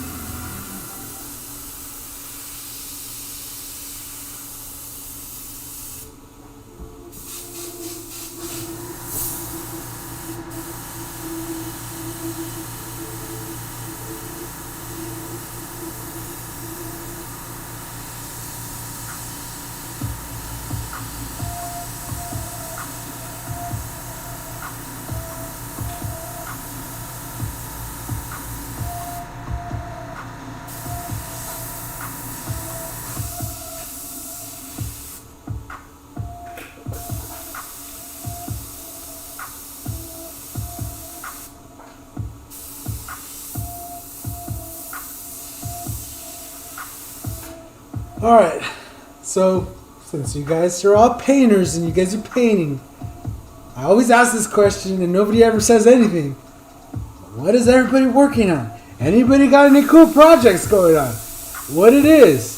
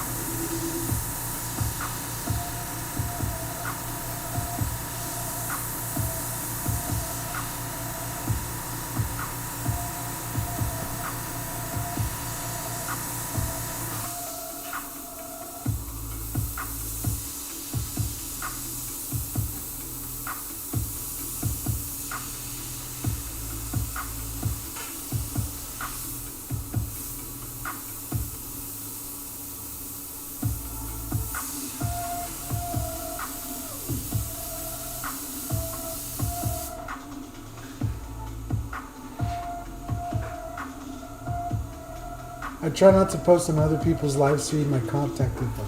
Yeah, it's like I don't want to say it's a scummy move, but because that's not really the word. What is the word I'm looking for here? It's not scummy. It's like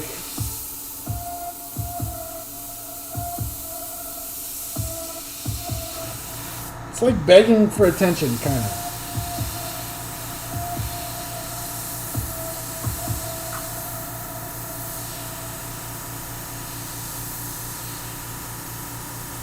I personally don't really care. The only time I care is if that's all you do. Is if you come in and then you just spam your stuff and leave. And it's just like, oh man, that's scummy as hell. You know. But if, you know, somebody asks you like, hey, I just want to connect with you, what's your thing? Boom, go ahead and post it. If you're like James and you're like, yeah, you know, we were talking about your live stream, and then he goes, I need more subs. Like, he's being honest. He needs more subs. Go and sub to him so we can enjoy his live streams. Stephen Leahy, like, go and sub. He's trying to do it for you guys, so. I just did a portrait of Nikola Tesla. That's cool.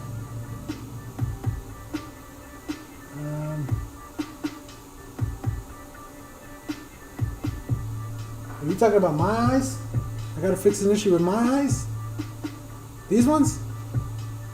Oh no. Oh no! Oh, okay, let's wait.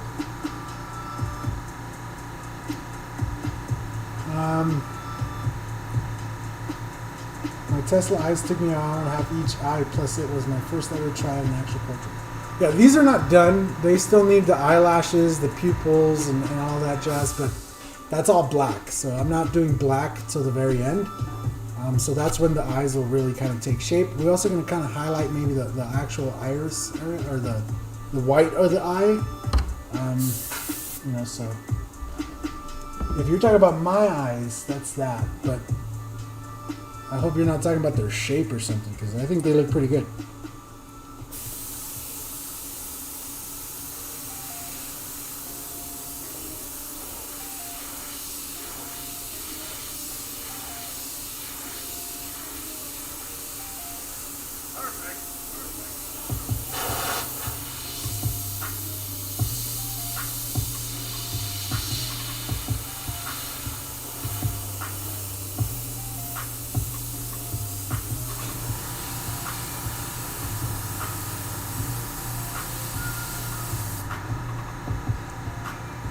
No, on my portrait. Oh, okay.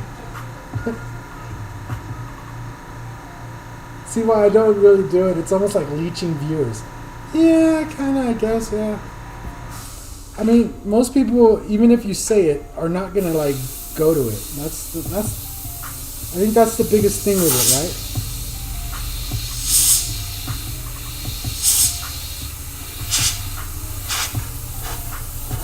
right? Like, for example, I've mentioned Steve Leahy's channel in like over 20 videos now, maybe 30 videos, 30 live streams. Collectively, those live streams probably have like about 100,000 views. Actual views, again, like real YouTube views, not Facebook views. And, you know, Steve's channel is still under 1,000, he said he needed to do mobile live streaming, but he still doesn't have 1,000 subs out of 100,000 people that watch those videos.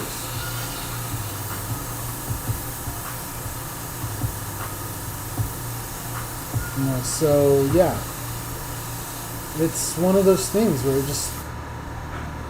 it's not really gonna help as much as you think in your head that like, oh, if I just put my name in here, people are going to come watch me, right? That's people were going to need a reason to go and watch. So yeah.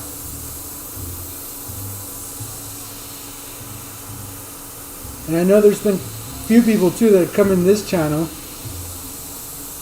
in the live stream here, and then they try to like promote other people's channels while they're here, which again is fine, but if you do it every live stream, which luckily they haven't done it every live stream, there's just been a few live streams where they come in and they try to promote other people's channel, which is, again, I don't really care.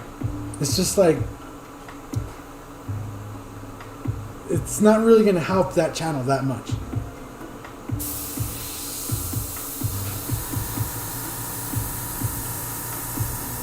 One thing I do want to do this year is maybe do some collabs with some of the other channels and just see how much that helps. Right? So just having a video where I talk about, you know, Steve Leahy, as opposed to me actually having him on stream and then maybe having the link to his channel under the stream, or having it viewable on the screen so that you could go and subscribe to him or something like that, and having him, you know, maybe run us through a lesson, you know, just like a quick little, here's a, you know, a quick little design I'm going to paint, and maybe he does it and I'm following along, and then you guys can follow along at home, but that way it's like kind of more interactive. And see if that helps out his channel more than just mentioning it, right? Because obviously just mentioning it, even though I say, oh yeah, he's a great guy, great artwork, you know, and his artwork is amazing, still the transfership is not all the way there, right? So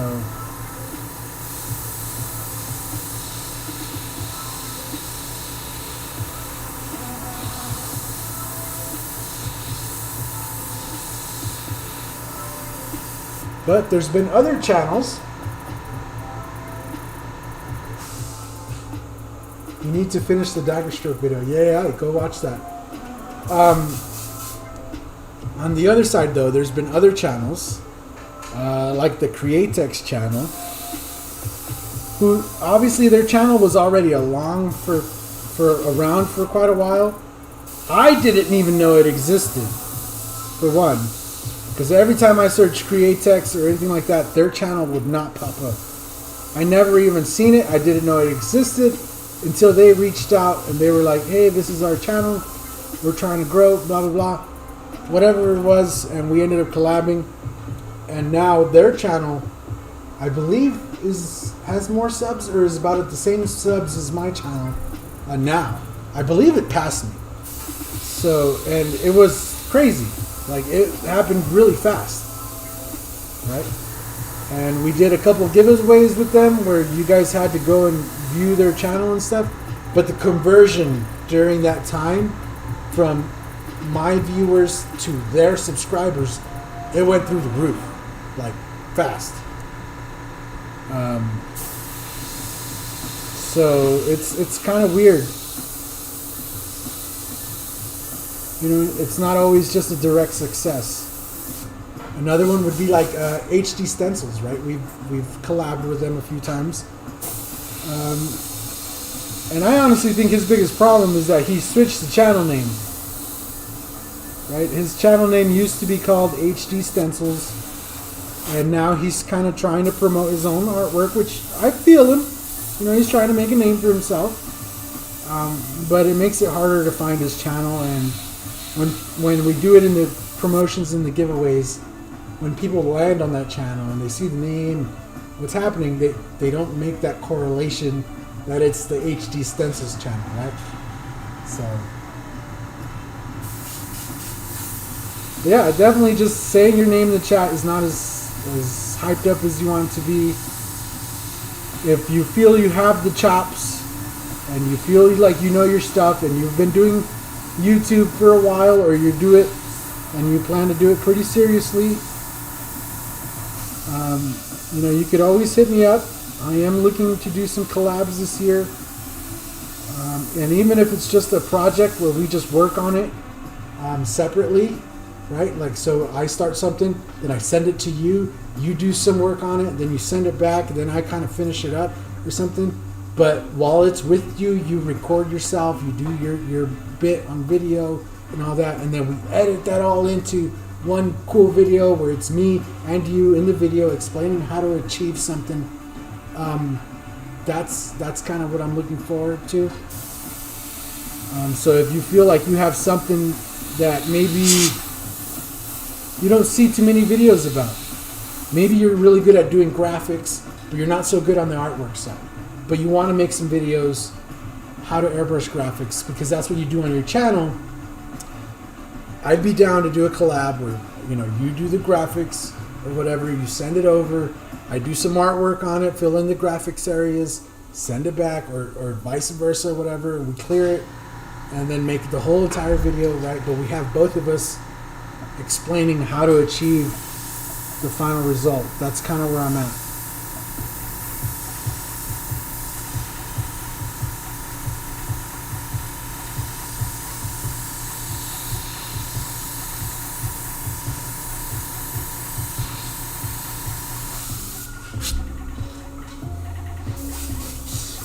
So, yeah, definitely I'm looking to collab with some guys.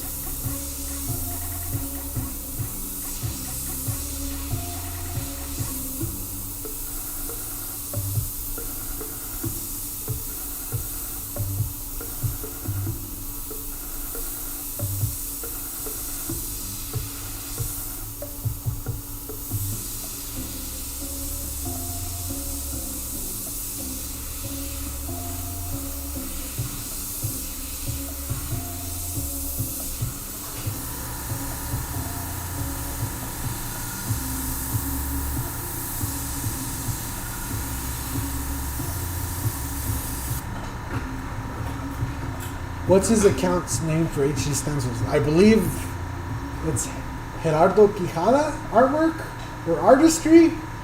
Airbrushing, I don't know. It's his name followed by something. And yeah, like I said, that's kind of the biggest problem for him. If you type HD stencils into the search, I believe his videos come up, but nothing in that tells you that that is actually the HD stencils channel.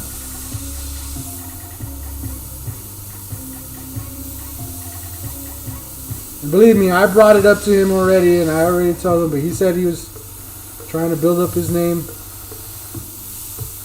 for his artwork, and that was a little bit more priority for him. So that's the way the cookie crumbles.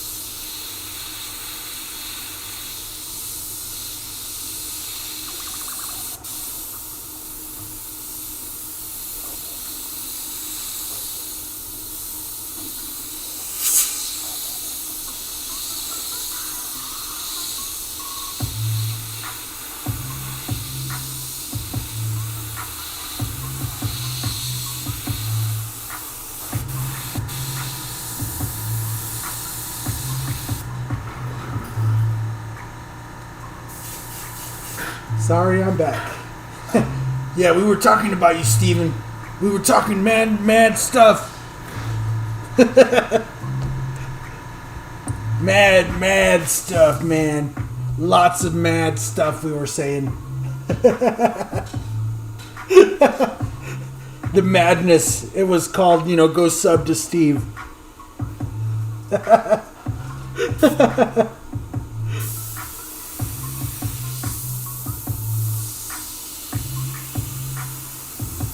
Don't let anybody tell you I was saying good things, because I was saying mad things.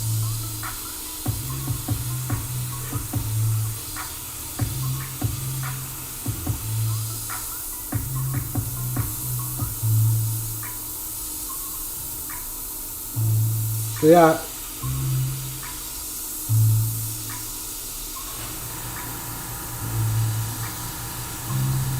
Don't you guys go tell Steve what I said either, because I haven't told Steve what I said, and when I'm ready to tell him what I said and to do what I did, then we could go and talk about me and him one-on-one, all right? But I don't need you guys to go and blowing all the load all over,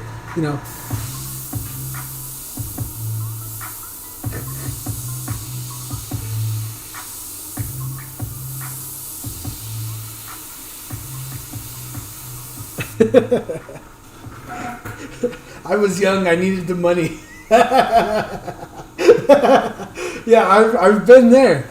I've been there. Steve. Oh, man. Alright, so we're going to add a few purple flowers to this.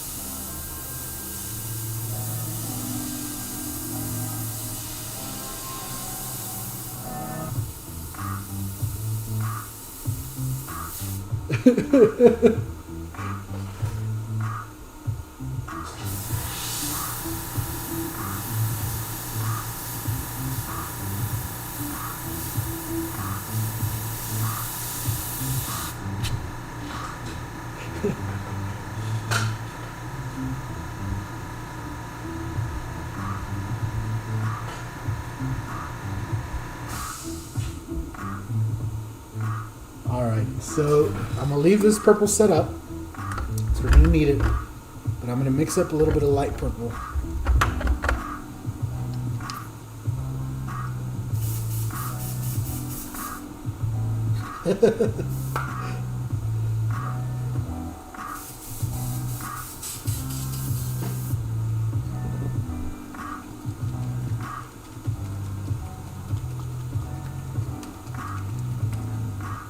Right on, Marshall. I'm glad we could provide some info to some people. Like I said, I wish a lot more people streamed, because I think just watching us paint kind of takes the jitters out of it for some people.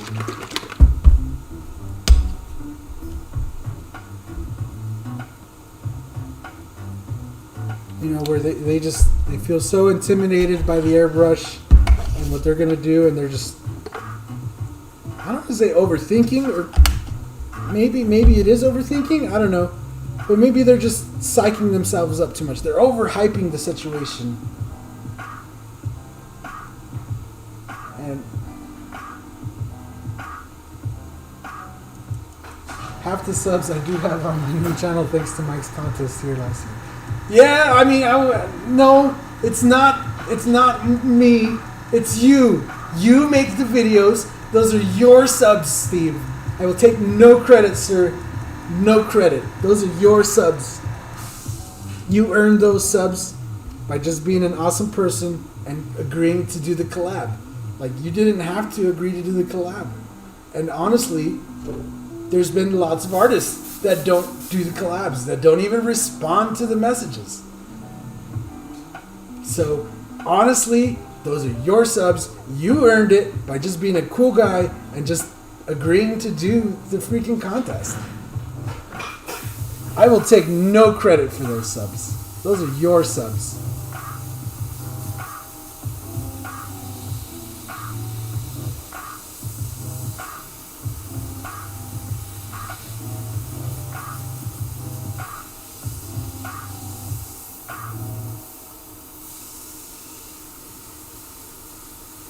Like, that's just facts. Those are facts. Those are your subs. You earned them by just being you. And any subs you get from here on out, even if we collab again, those are your subs. I'll take no credit. You're the one doing that amazing work. You're putting in the time for those videos. Those are your subs, sir.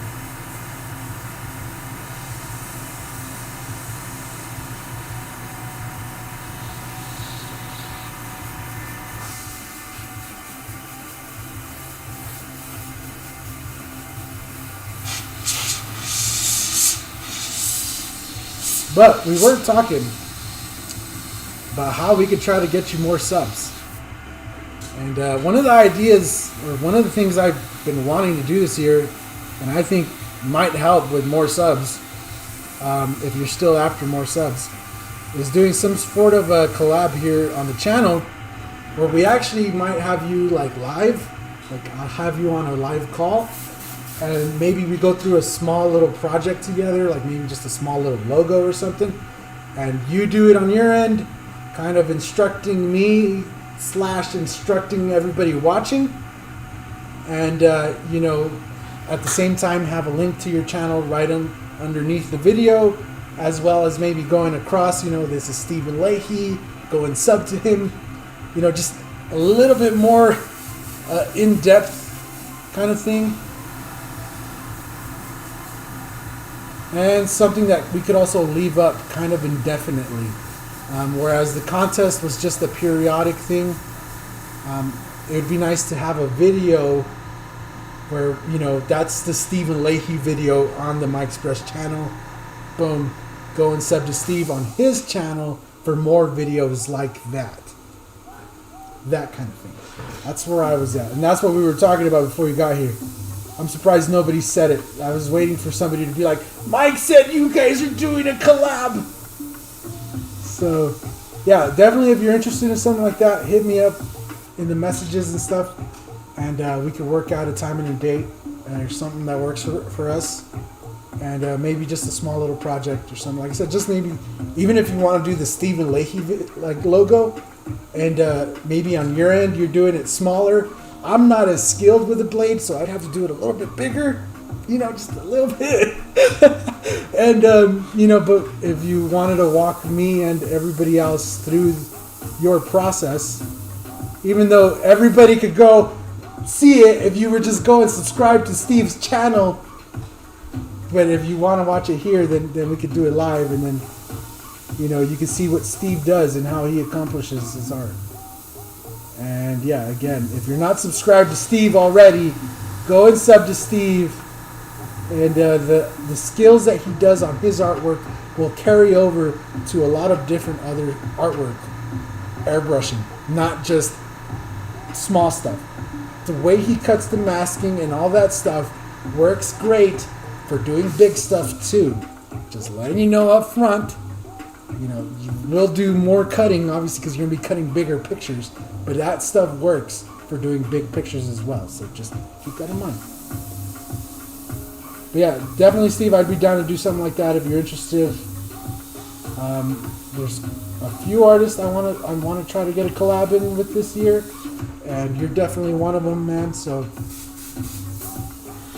and it doesn't have to be anytime soon. If you want to work out a project and do it, you know, sometime later on, like after the circus, wink, wink, you know, so people still have to go to your class, wink, wink.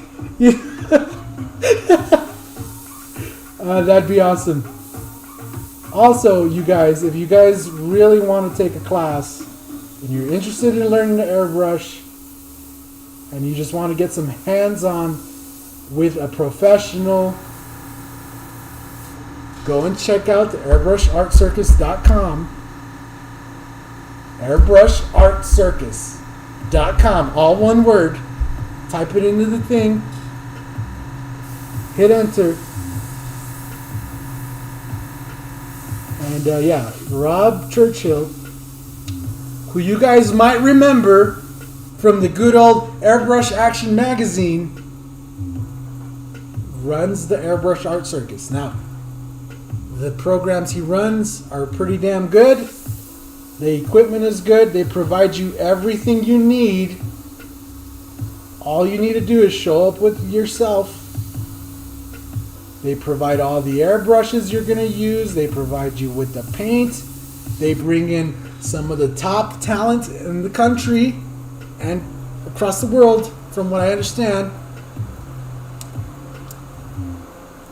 Go and sign up. airbrushartcircus.com. Worth every penny. You won't regret it.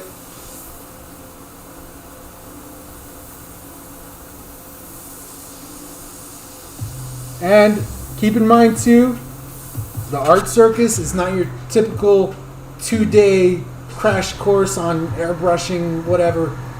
It's 5 days, right, Steve? It's 5 days of full time, 8 hours. So you get 40 hours of literal training. So literally when you do the math, right, because this is the thing. Right now, there's a lot of classes out there, right? You can go and learn. I'm not telling you not to go take those classes. Those classes are still worth it for what they are. If you're available to go take one of those, please go and take one of those classes. But if you do the math, right, most classes are like $200 to $300. You only get maybe 1 day, 1 day and a half. They say it's 2 days. Most times it's 1 day and a half because the second day, you know, you're everything's kind of going kind of quick, and you know you pay $300. You go to the Art Circus, you pay maybe $500 to $800, but you get, like I said, 5 full days. And like if you sign up for that class where they do the cart and stuff, you get to keep that cart, take it home. You get the artwork, the panels. Like I said, they provide you all the paint, everything you're gonna need. You just got to show up. The value is there, definitely, for sure. So I definitely recommend you go and sign up. After the circus would be great. Yeah, that'd be awesome, dude. Let me know.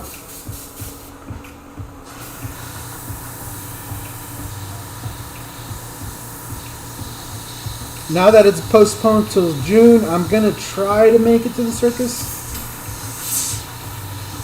I ain't making no promises, but I'm going to try.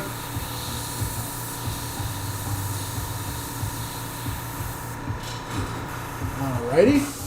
So we got all the purple kind of in there, shaded in. I'm going to mix up a little bit of light purple. Alright, so this purple we have here is kind of like a medium. I'm going to throw in white.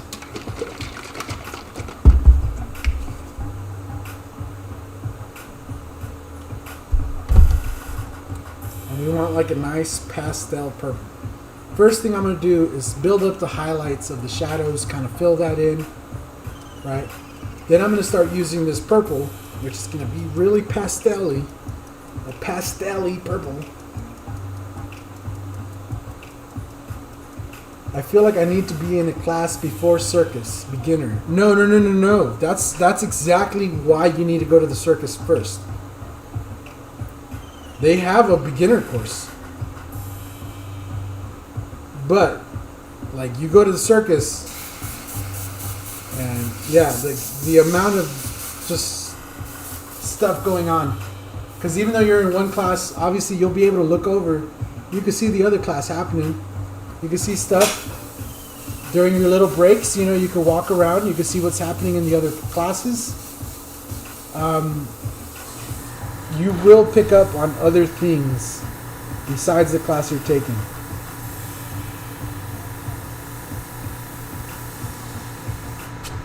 So you're taking the Airbrush for Beginners class, but you'll be able to see maybe like the what's his name? God dang it! I just had it on the tip of my tongue. The Vincent, class over there from Vincent Designs, and maybe you pick up a few things just while you're sitting there learning on your class. You just happen to glance over, see some stuff happening over there that catches your eye. There's just so much going on. That's kind of where I'm at. It's like, and if you're a beginner in the beginner class, you're definitely going to see some stuff. You're going to learn some stuff in the class that you're in, but you're going to see some stuff just walking around, or like I said, while you're in your class, and you're going to definitely take away a whole lot more than what you paid for. Knowledge-wise, anyway.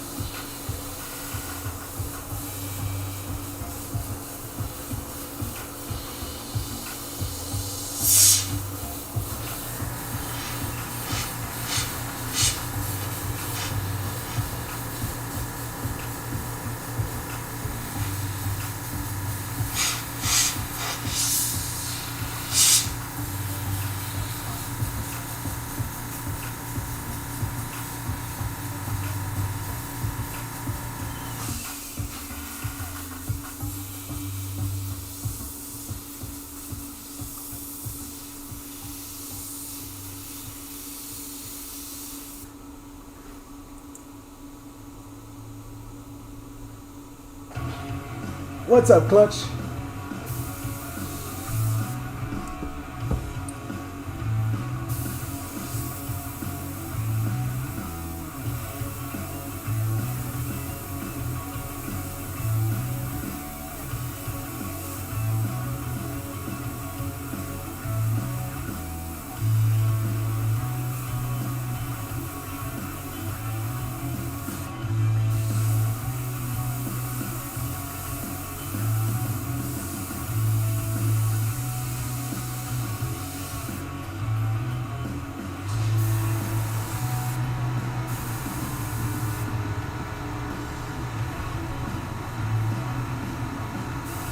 Yeah, that's also true. If you go just binge on my videos, you'll probably learn a thing or two. Thank you for that, David.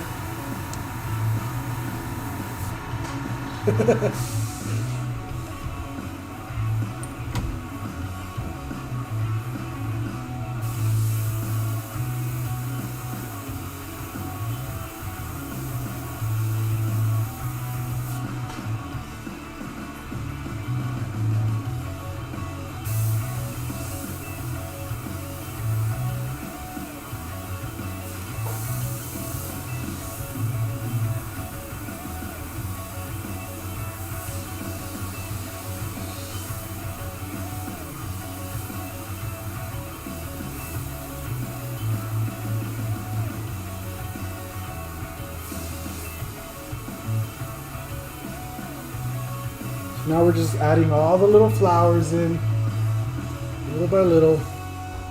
And this is just the first kind of little shading of the flowers. We're going to kind of come back in with some lighter colors and we'll start blending them all in. There's also some shades of pink flowers.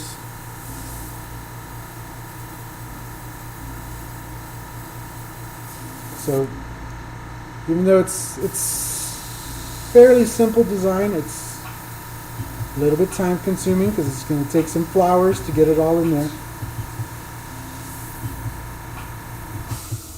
Just a few flowers, you know, like a good probably 50 flowers, maybe more.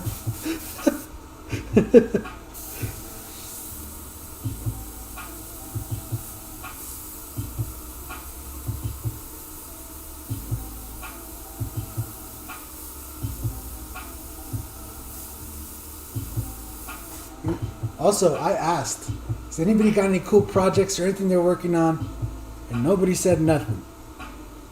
Nobody said nothing.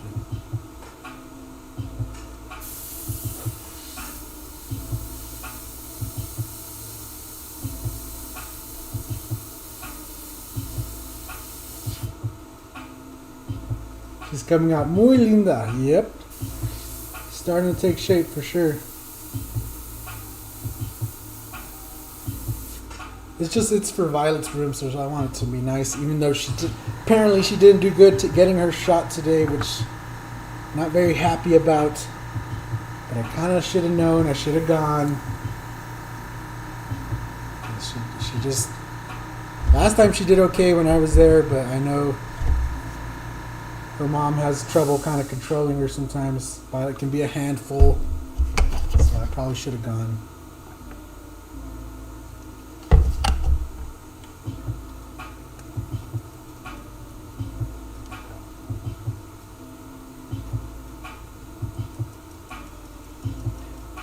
Oh, you said he was working on Lucy? I must have missed that one. Were you the only one? Was there other people, or am I just blind? Right on, Marshall. We'll see you later, man. Have a good one. I've watched a lot of Mike's videos, but not all. No, you know what? I don't blame you for not watching them all. A lot of them are not even in HD or anything anymore. They're old videos.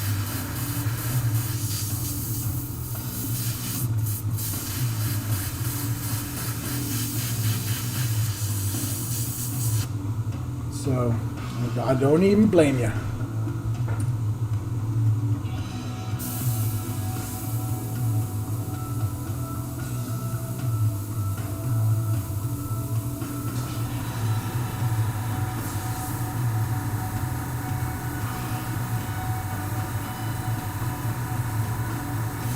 Now, I feel kind of right now like the easiest way to actually get these flowers in would be with a brush, to just brush them in.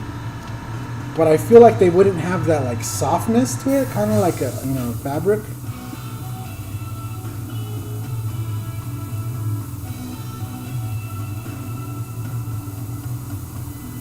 So that's the only reason I'm just continuing on like this.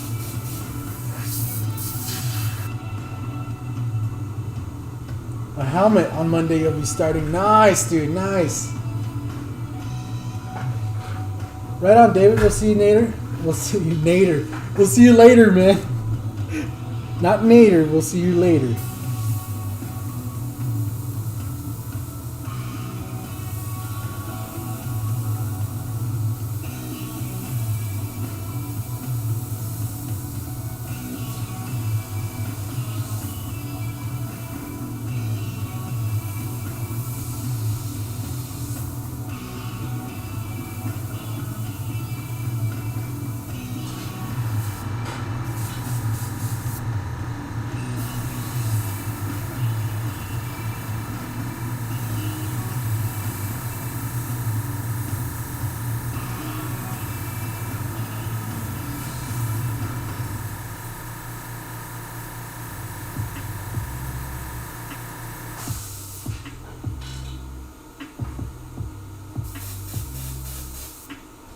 We are old school Somalian English as well as the Afro.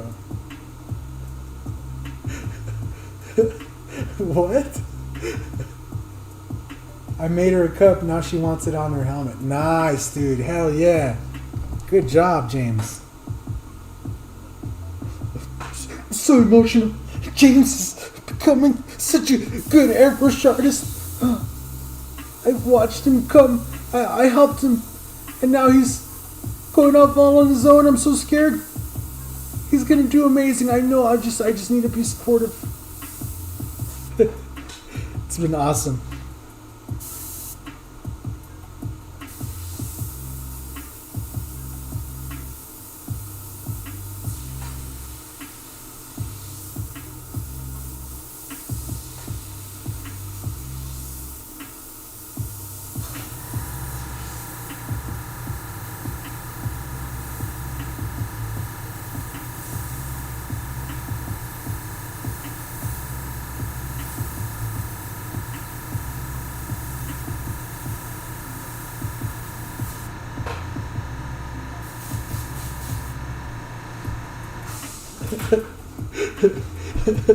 Mater like Toe Mater without the tie. Yep.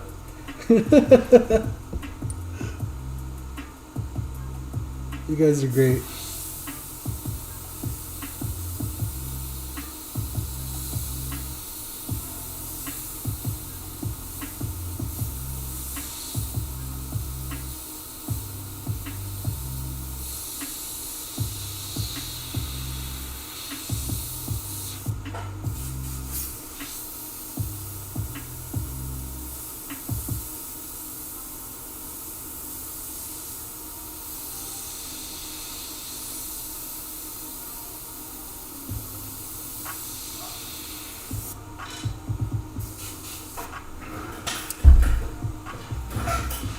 Look at the shoe. Look at the shoe. Nobody said nothing about the shoe. I see you guys watching me. How come nobody said nothing about the shoe?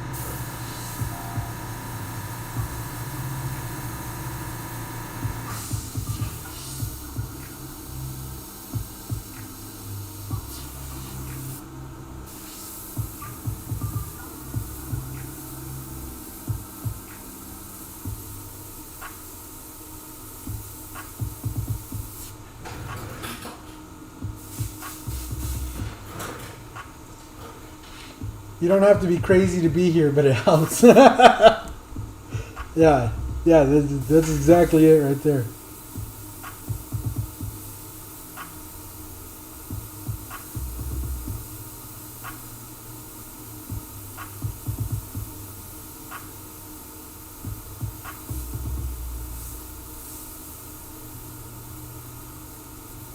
Hey, and if you're crazy, and if you can help spread some cheer with just a little bit of, artwork, then you're the good kind of crazy, you know what I'm saying? You're all right in my book.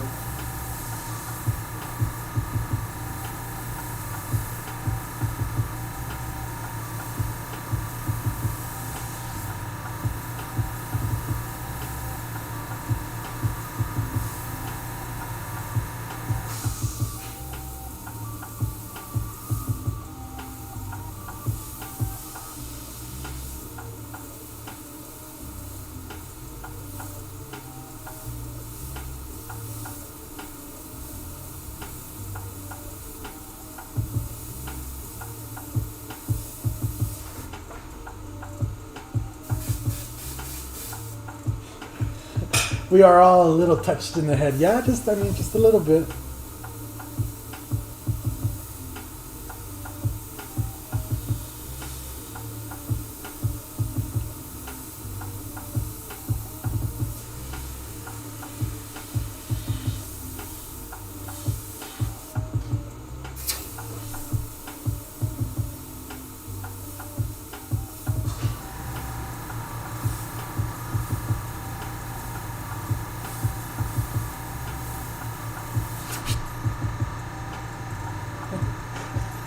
I feel like I was touched with a 2x4.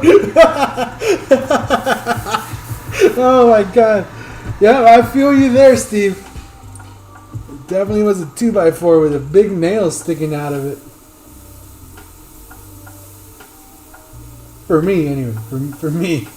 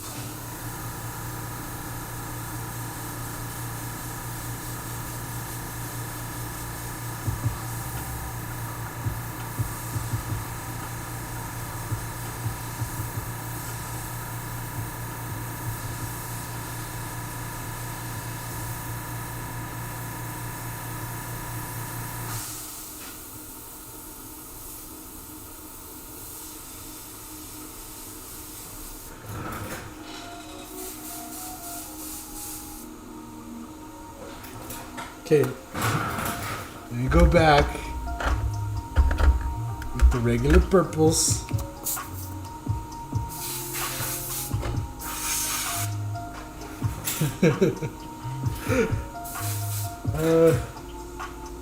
Put some hair under her arms. See, I'm crazy. Touched or torched like fried. Oh my gosh, I wasn't dropped as a kid. I was thrown across the room. Holy jeez. The only thing fucked up about that one is that it like implies your parents. Now your parents are gonna be like, no, we didn't fucking hit you. Why are you telling people that?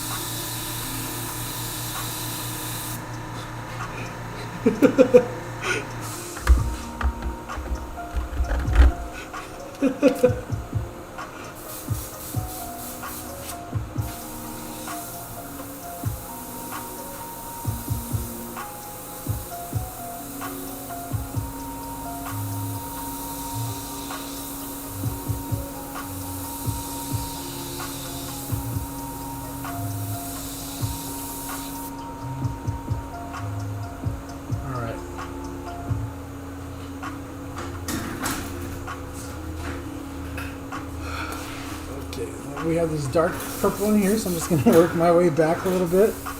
Add some little dark colored flowers. Oh, wait, that's not the dark, that's the light one. Back over here.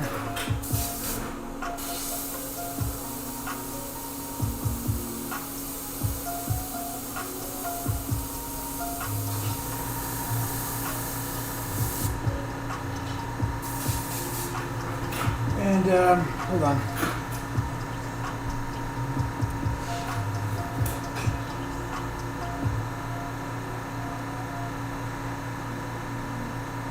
There you go.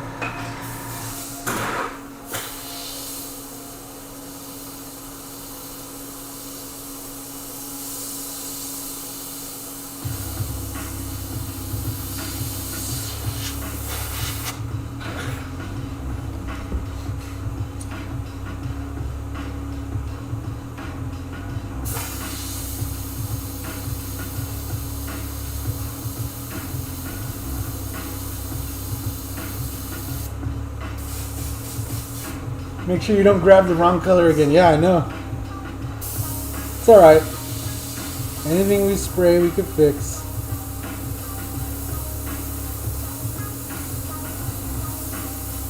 Pretty sure you guys know that by now.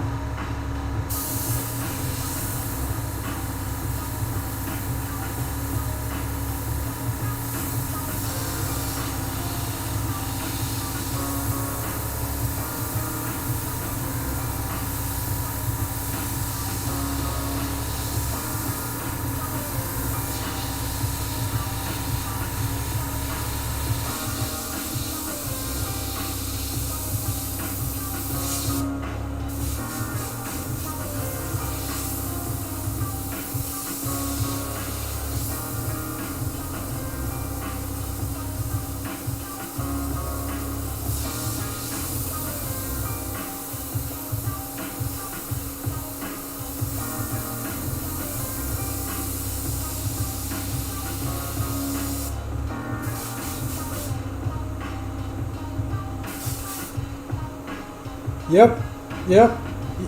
Thomas already knows when that beat starts. When the beats come on, the good beats, I go quiet.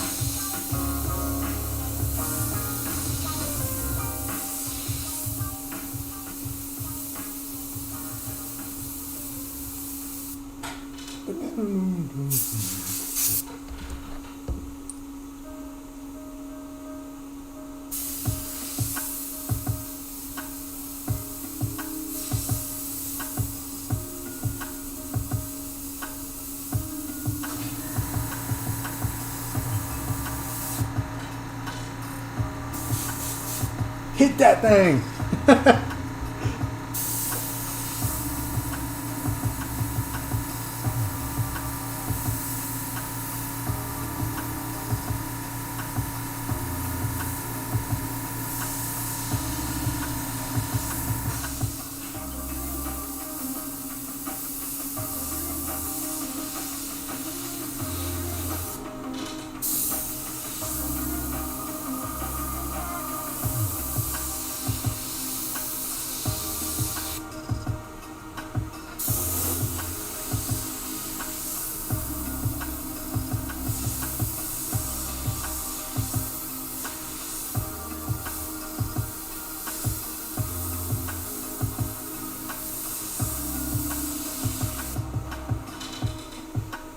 Where do you get music playlists from? So this music is directly from YouTube.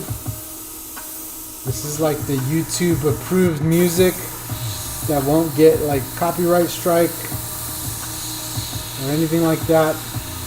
And when you become a YouTube creator, and by that I mean, I forget the amount of subs. I don't even know if there's I don't even know if there's a qualification for it anymore, but it used to be once you got, I think, 5,000 subs or something like that, they provided you with a playlist. Yeah, it's something that I could go in. They add songs all the time, different styles. I kind of went through there, grabbed everything that was labeled as hip-hop, some stuff that was labeled as rock, just some of it, because some of it that's labeled is not really what the label shows. And yeah, I haven't gone back and checked out. They've added new tracks. There's probably new tracks I could add to the playlist. I know we hear the same songs over and over. I'm truly sorry, but that's what we got to do to be on YouTube.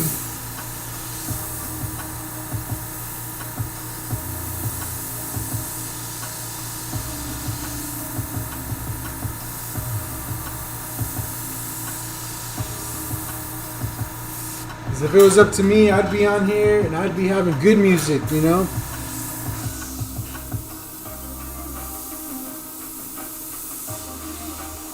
Music with words. That's kind of where I'm at right now.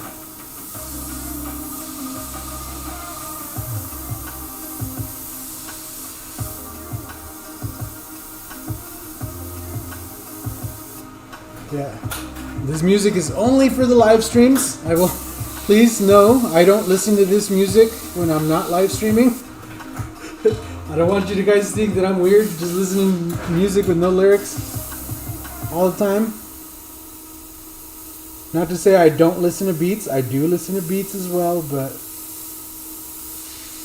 not exclusively, right? Like, I do listen to regular music.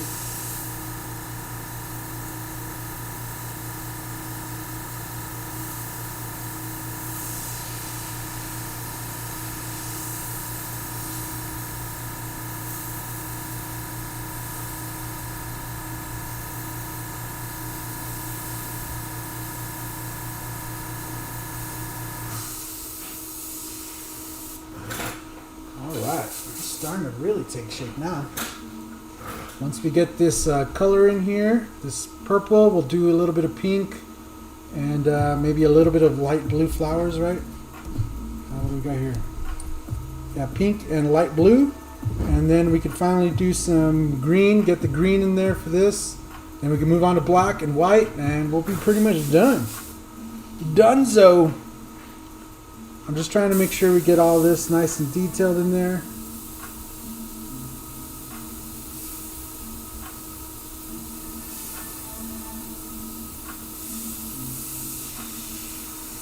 Just doing a little push and pull with the purple, you know, do a little dark purple and then a little bit of light purple. And then a little bit more dark purple, just pulling it back.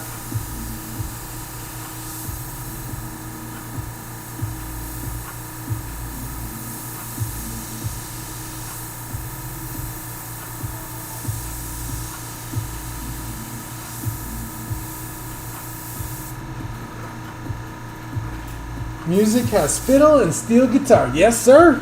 I like me some guitar. I like me some little fiddle. And then, yeah.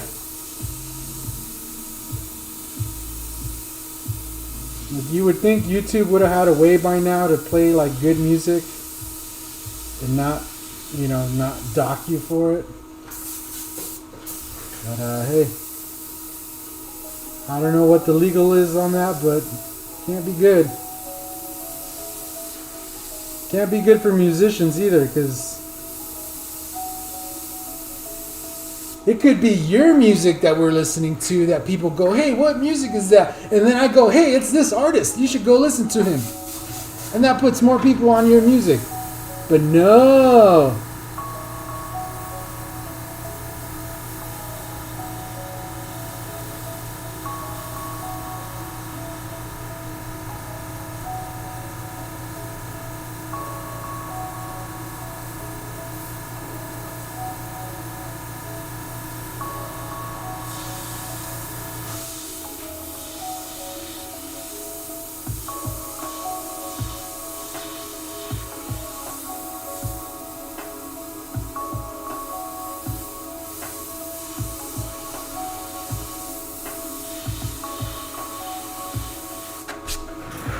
You know what I don't get?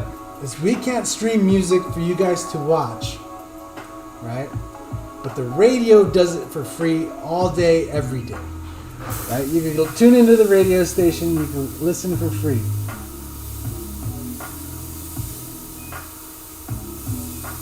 Now, the transaction that happens on the radio, right? The reason they allow that is because there's ads. Right? The ads play for the airtime of the music, blah, blah, blah. Now, YouTube also has ads. So why can't we use some of the YouTube money that YouTube makes off of watching the ads? Because I don't make but beans off of those ads. Right? I don't make anything off of you guys watching the ads. Like, I literally make a penny, if that, every time you guys watch an ad. YouTube makes most of that money. Right? It takes a lot of views for me to accumulate some money. I'm totally fine with. I'm not saying nothing about that. All I'm saying is, why can't YouTube take some of that money, pay it to the artists or the record labels or what have you, and then let us stream that music?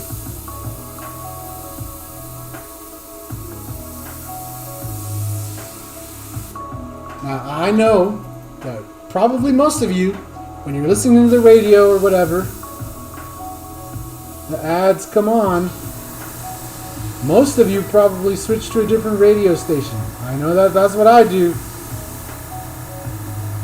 Very rarely do I sit there and I listen to the ads. Very rarely. Not saying never, just very rarely.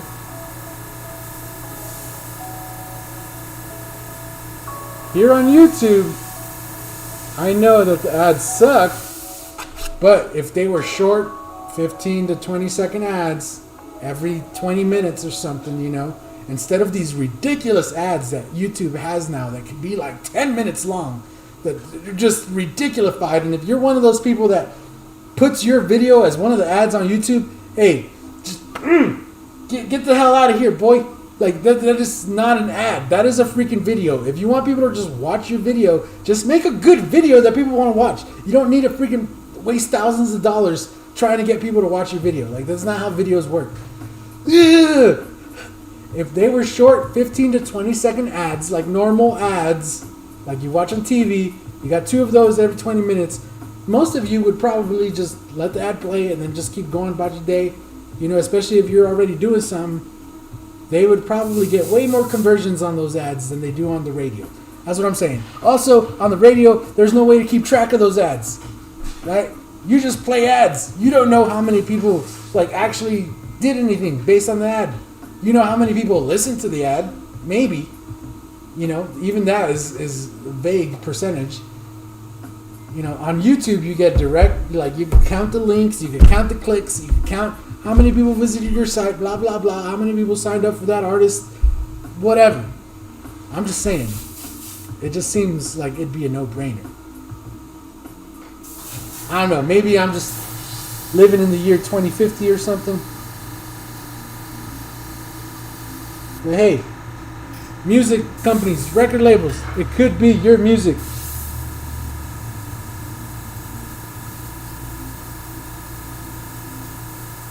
You're letting plays go to other stuff just because you don't make your little percentage.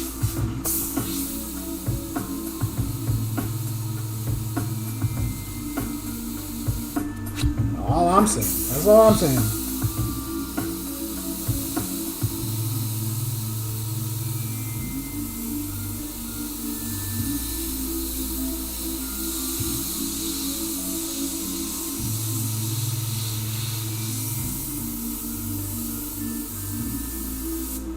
But yeah, that would be awesome. YouTube, if you could, if you ever listening to me, that's the one thing I wish you did. Just let me play normal music again, like how we used to at one time.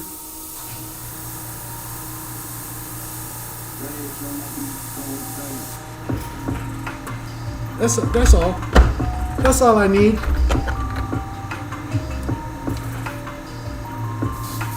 Musicians should be able to grant permission to the YouTubers they choose. That would be interesting. That would be awesome. If they could be like this YouTuber, that YouTuber. But then I could also see a bunch of other YouTubers getting butthurt that they didn't get permission.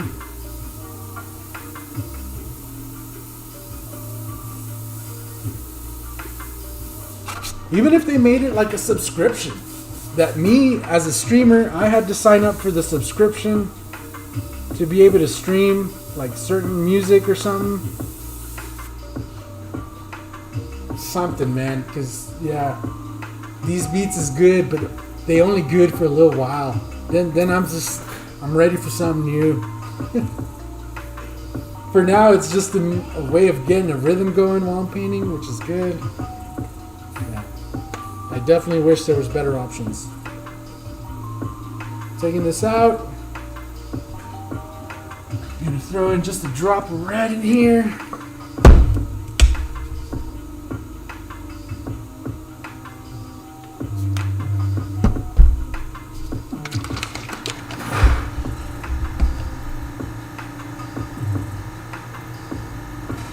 Yeah, you see, I'm not the only one that thinks that. You know what? And I probably agree that probably most of the musicians out there probably wouldn't even mind their music being played in the background of something like this. It's more the record labels and the companies that care. The guys that have nothing to do with the music, the guys that have to do with the numbers. Those are the guys that are like, no, but we'll lose money if you let them play it for free. Even though that's a bogus idea nowadays, because, like we said, you could stream it for free, you could listen to it for free. You come on here, you're just listening to it with a little bit of added entertainment, and it could put other potential people that weren't aware of your music onto your music, which could ultimately be beneficial, because that means that more people that might actually buy an album. You know, people still sell albums. Even if they're digital, people are still selling music. And probably one album sale is probably worth way more than one radio play, I would imagine.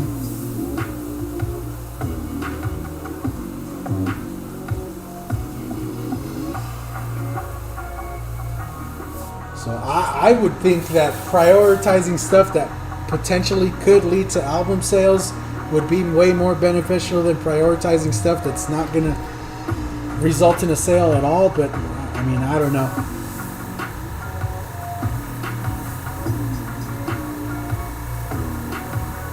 I don't know. That's. It would be interesting to see the numbers. That's all I gotta say.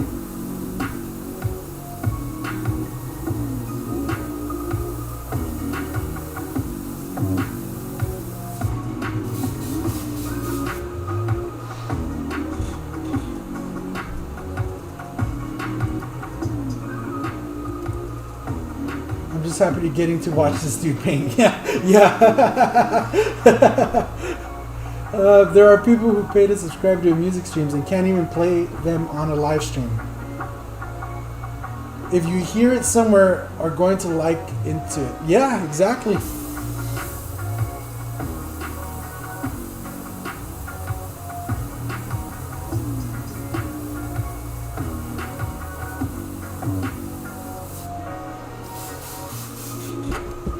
Yeah, I don't know. I don't know.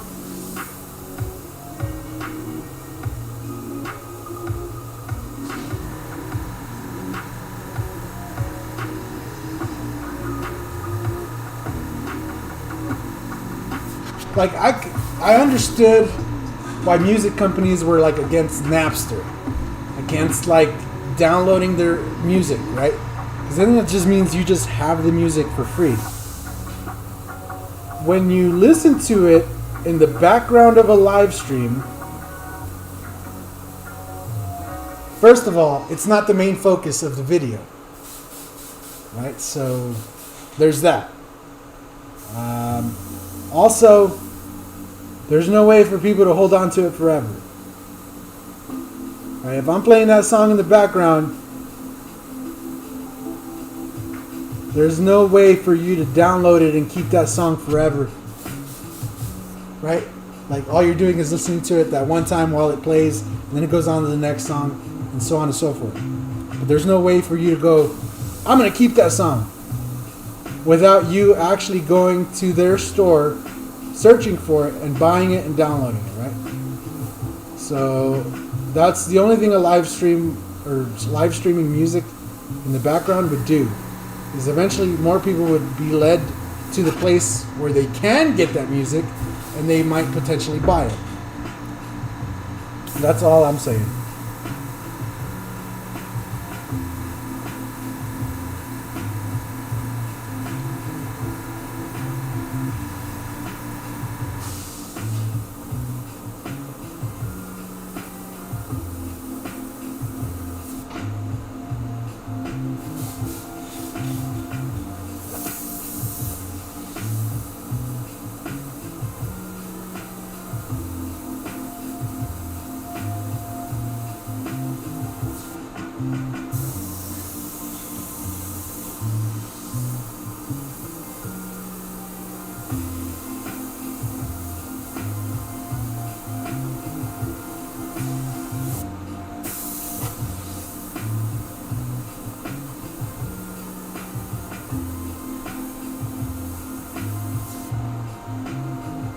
What's up, Ash? How's it going?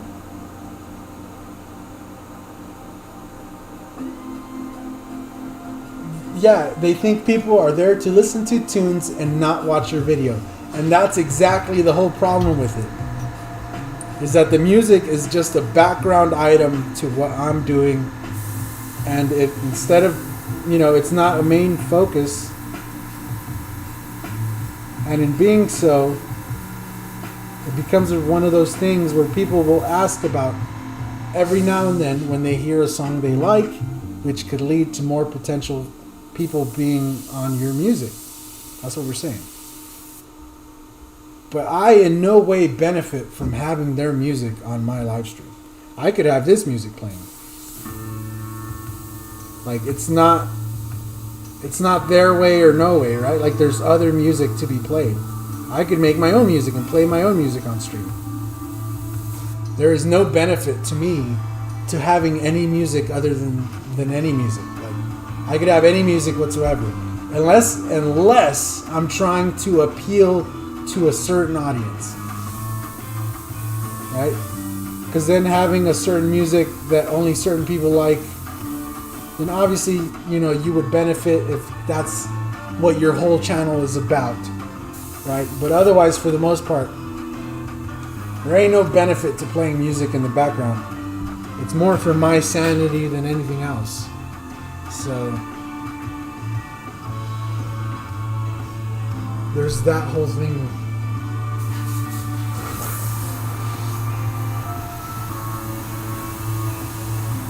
But yeah, that's such a silly thought for them to have. And you're right, that is the thought they have. And it's all because there's money involved, right? I make money on the views. So it's like, where's my cut? That's where they're at. My stuff was part of the video. Where's my cut? And that would be like Createx going, hey, you used our paint in the video. Where's our share? Hey, Iwata or GSI or Krios, hey, you used our airbrush in the video. Where's my share of the video? And that's kind of what the music labels are doing. Like, oh, you played my music. Oh, where's my share of the money?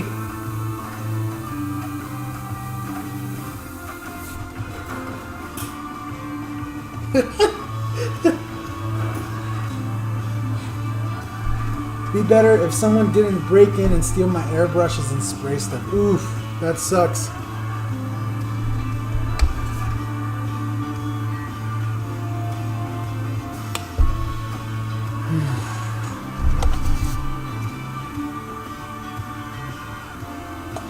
That really sucks, man. Sorry to hear that.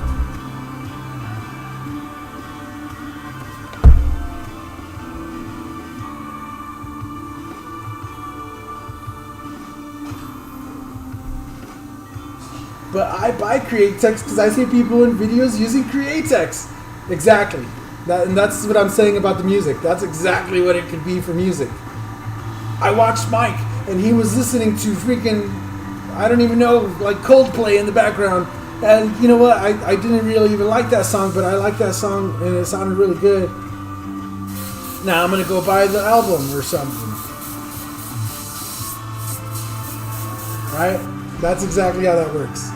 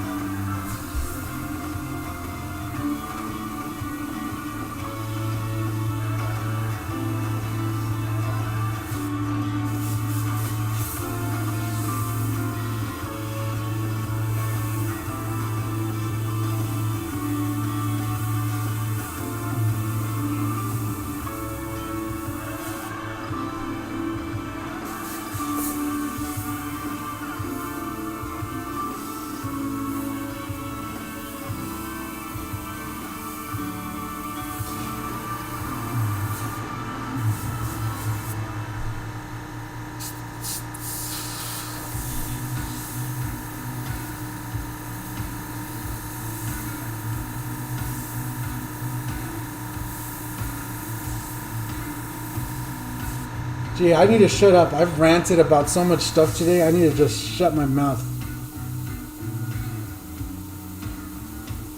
Nobody cares what you think, Mike. I know. I'm sorry.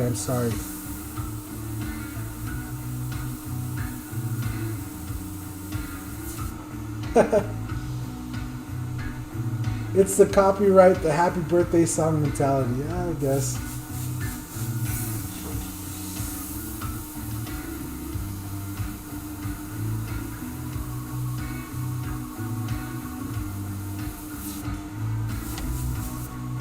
Mike's still at it. Oh yeah, son. We're getting close, but we're not there yet.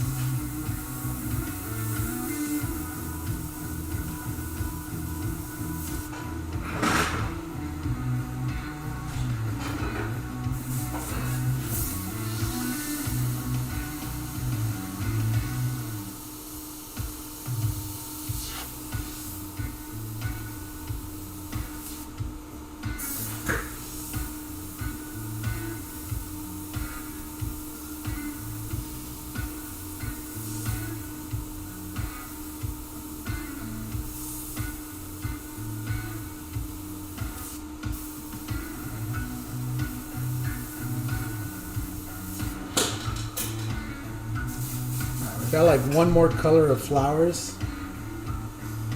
and then we'll do a little bit of light. I mean, we could do one more color of flowers, which will be the light blue, and then we'll do the green, we'll do the black, and we'll be pretty much done at that point. There'll just be nothing left but like some little highlights and stuff.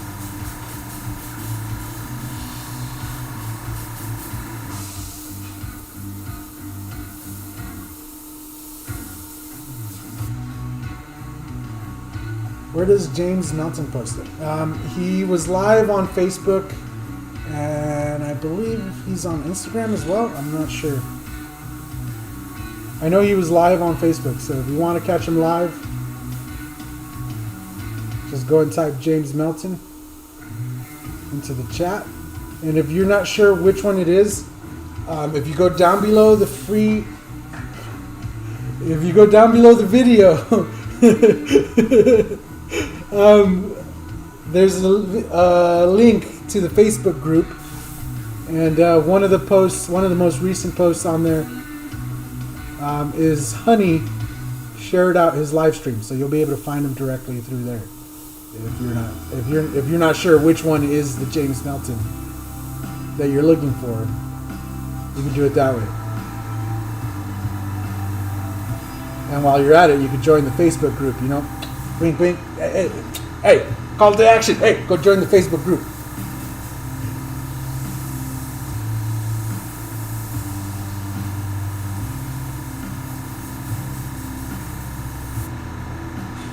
Ooh, buddy, that's looking good.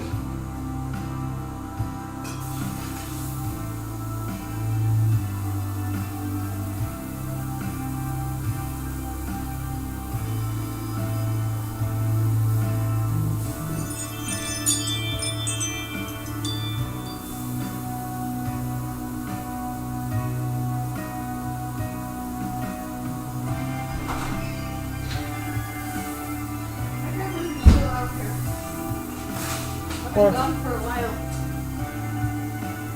Here, I'll bring you a Pepsi. Oh, thank you. Did you get a fruit or what are you eating? I was eating a cookie Oh, give me one. from my mom's house. Oh, you suck. I rescheduled her for 4 o'clock, but I'm not taking her by myself. What o'clock? When? 4, What time is it? 3. Okay. Alright guys, now we're on a time schedule. We have 30 minutes. So 30 minutes, then I gotta go play dad. So I'm gonna try to get through what I can, but if you want to see the finished results, I would recommend you guys go and follow me on Instagram. Some shameless self-promotion that I'm going to do right now. Go and follow me on Instagram or Facebook. It's at Mike's Brush, just like the channel name. And yeah, I'll be posting the finished results on there like I always do. And yeah. Also, if you're like the skull cap that I'm using here, I don't know how well you can see that on camera. But if you like the skull cap, you can either go and buy one at mikesbrush.com, but also any order over $40 right now on the Mike's Brush website. If you get yourself 2 stencils, any order over $40 gets you a free skull cap. Even if you just order more skull caps and it's over $40, I'm going to toss in an extra one just for you because you ordered skull caps. So any order over $40 right now gets a free skull cap on mikesbrush.com. Also, if you're a Skull Squad member, if you go and you look at your Skull Squad rewards, you get a discount. So there's a Skull Squad discount, and it's active on the website. And yes, if you order $40 on the website and use the discount, I will still gonna throw in a free Skull Squad cap for you. So, yeah. That even music has no body, especially digitally, that it's still a thing. Hell no, no copyright infringement, it doesn't. Second degree-ish. I bet digital artwork would generate double the money, wouldn't it be stolen daily, but I don't care. Yeah, the whole thing is that, it's just weird. We live in a weird age where everything is streamed. You know, not everybody buys albums anymore and stuff like that. You have the ability to buy it on your phone. And, not a lot of people listen to the radio anymore. Radio used to be such a big thing. Like, you guys don't understand. The advertising money that still goes into radio is off the chain. Like, off the chain. If you ever look at the numbers of radio advertising, and you'll just be blown away. You're talking about millions, hundreds of millions of dollars every day spent on radio advertising. But the problem is, a lot of people are not listening to radio anymore. A lot of people listen to Pandora. I have YouTube Premium where I listen to music. I'll have music videos playing, and it plays them back to back without ads. And yeah, I don't listen to no morning shows, nothing like that. So I don't get my music through those means anymore. It used to be like, you want to know what's new and trending on music, you had to listen to the radio, and that was your only options of what was trending. Nowadays, with all the music streaming and stuff, you can have a music station for your specific genre of music that you like. You just like indie, reggae, something. You could have a channel just for that, and that's all it's going to feed you. And you'll find your own interest based on that.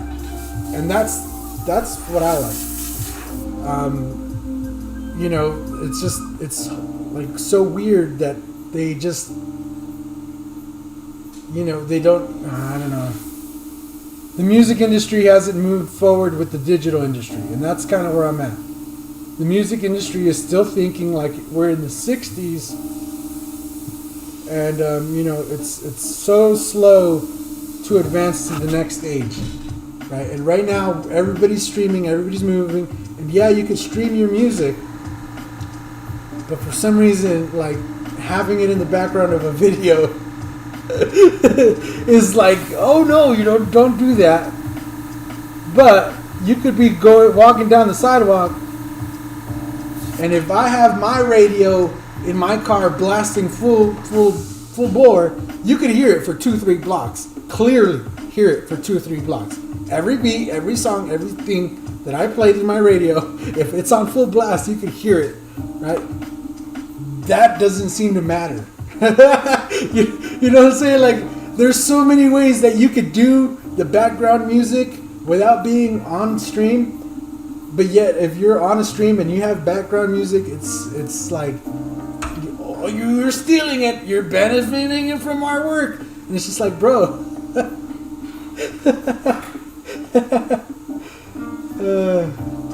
Do you ship to UK, Mike, for when I get some of my stuff back? Yeah. We do shipping to the UK. I do, like I said earlier, disclaimer, super disclaimer, if you're anywhere international, even Canada right now, and if you order something off the website, shipping is retarded.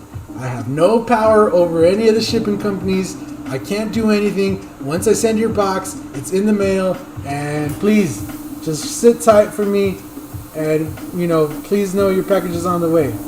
I've had quite a few people complain right now that, hey, my package, I haven't got nothing, and it's just like, man, I don't know what to tell you. And right now, I'm just giving every package like super extra time. And I'm talking about like 2 months. If you don't get your thing in a few months, then okay, I'll send you out another one. You know what I'm saying? But right now, it's like if you just ordered it, and if it's 2 weeks, a month, I'm just going to be like, yo, sit tight, hold on. It's going. It's on its way. I know it's on its way because I sent it. I send out every single package with my own hands. I go and deliver it to the mailbox. Like, I know it's on its way. Just chill. You know what I'm saying? So if you order something, you're in the UK, just know it's going to take a little time right now because shipping is a little retarded. That's all I could say.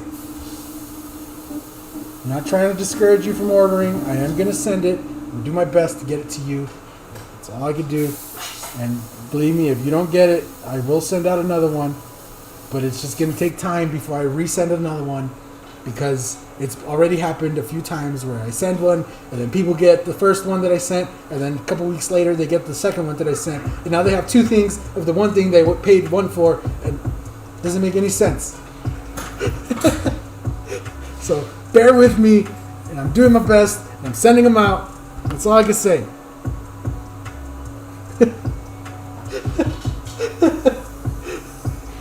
You made CDs for a living for 4 years. Yeah, dude, I worked at, well, I shouldn't say quite, 2 places that sold music. And yeah, that was always a thing. Also, you could go into a store. That just reminds me, bro. You could go into a store, and we used to have music playing in the store from the CDs that we were selling. People could walk in, and okay, at that point, it's literally all you're doing. If you walk in and you're just like, ooh, this song is good, all you're doing is walking in, listening to music. That's okay.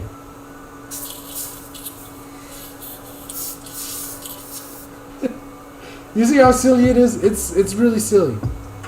Doesn't make any sense to be like, no, you can't play our music during your live stream because that's copyright infringement. Blah blah blah. Doesn't make any freaking sense whatsoever. All right, so the next color I need, I don't have a pre-mixed one, so I'm gonna go ahead and take a second. I'm gonna mix this in, but I also have to go pee. So you guys gotta give me like 2 quick minutes. I'm gonna go and run inside, pee. I'm gonna come back in, mix the blue. We'll get the flowers in blue.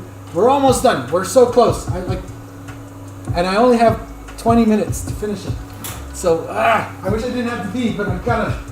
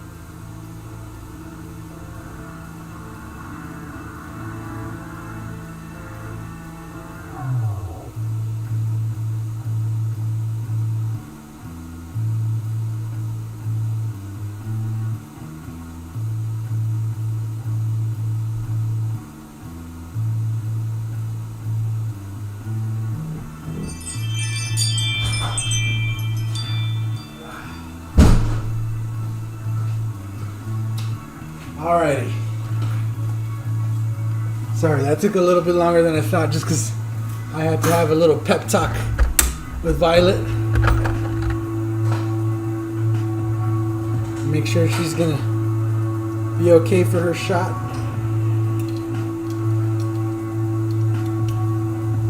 I won't lie, I like just having music at my fingertips now though. Yeah, it is. Dude, live streaming music or streaming music is like the best thing ever. It makes Napster seem so so ancient, right? So now you can you type in the artist, Led Zeppelin, boom, gives you all the songs. I like that song. I like this. I just want to play all their songs, and it just plays it. You don't have to have the CD, nothing. I think my only gripe is that I can't play the music that I want during the stream because somehow music companies, are not very happy about it or don't make their money or whatever it is. And I feel like YouTube could have already, stepped in and done something about it. Yeah. I'm just about done working for the week, so I'm gonna chill. Nice, dude. Wait, isn't today Sunday? How are you done working for the week, man? I need to work for the week. Week just started.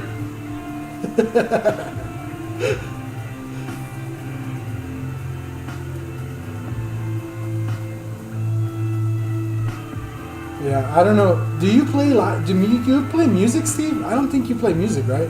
If you do, it's not to where we could hear it. I don't know how you guys can paint in silence. I can't paint in silence. I have to have some music, some vibes.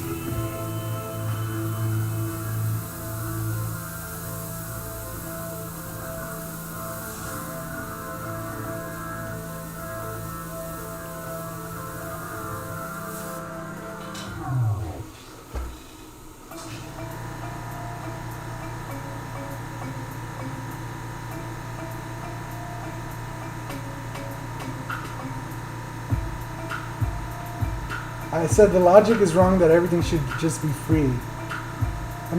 No, see, that's the thing is I don't think it should be free either.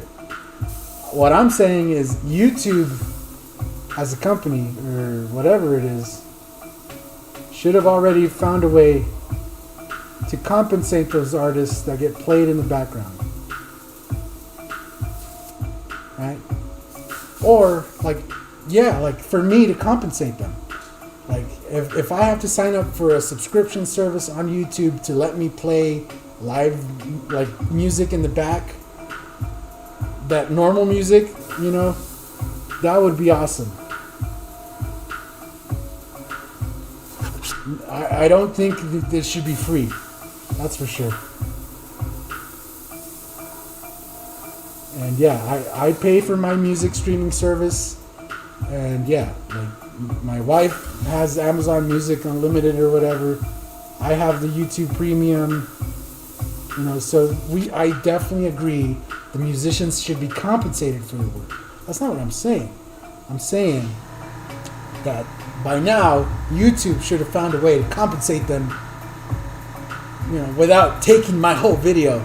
If I put a video up, that's kind of the thing right now, is if I put a video up right now and it has even 20 seconds of a song, if we can, my whole video gets taken. Not just a portion of the revenue of the video that it would potentially make off the ads or whatever. No, the whole video gets claimed. And I get no more percentage of it. Because that song was included for 30 seconds of my 2-hour-long video. Now they get to keep 100% of the profits of that video. So I think that's kind of where the problem is. Like I said, I would love to play normal music here, but as soon as I do, it gets a copyright strike, or it gets one of those half strikes where it's like, hey, we're gonna copyright strike the video, but we're not gonna block it or take it down. We're just gonna take all the money from it. And so you won't benefit from making this video anymore.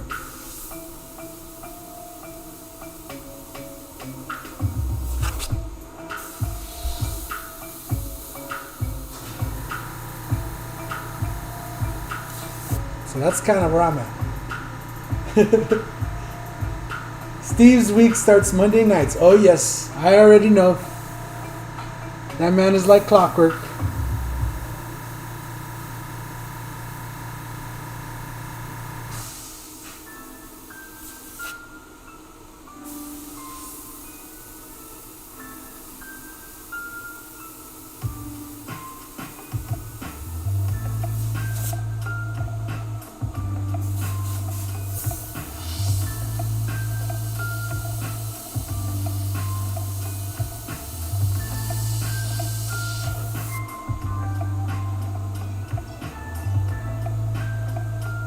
You have free Spotify. Does free Spotify have ads though? It has ads though, right?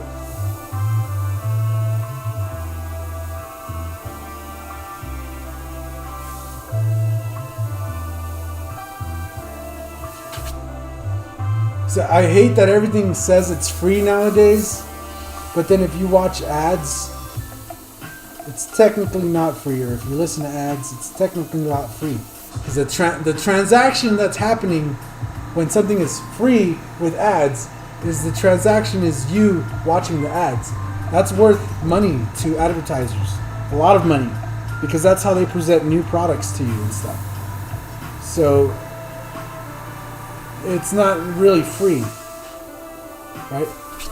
It's free for them to live in your head. That's kind of how free stuff works. Right? You get the music for free, but then the advertisers get to live in your head for free. That's kind of how that works. That's the transaction for radio. That's the transaction for YouTube. If you're on a free YouTube account, if you don't pay for YouTube Premium, that is the transaction, right? Is you get to watch videos as long as the advertisers get to put up an ad here and there.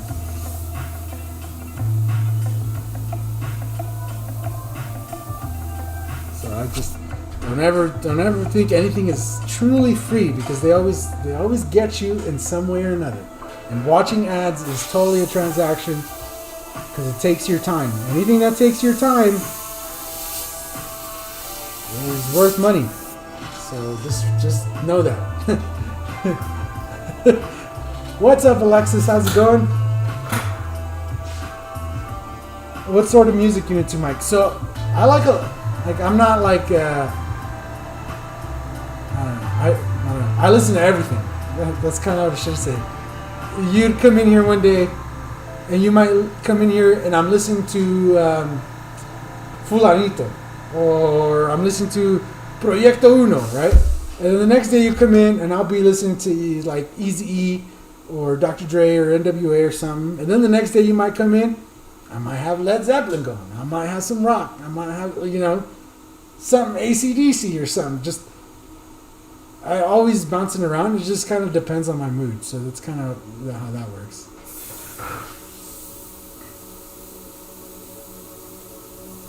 But yeah, I listen to a lot of stuff.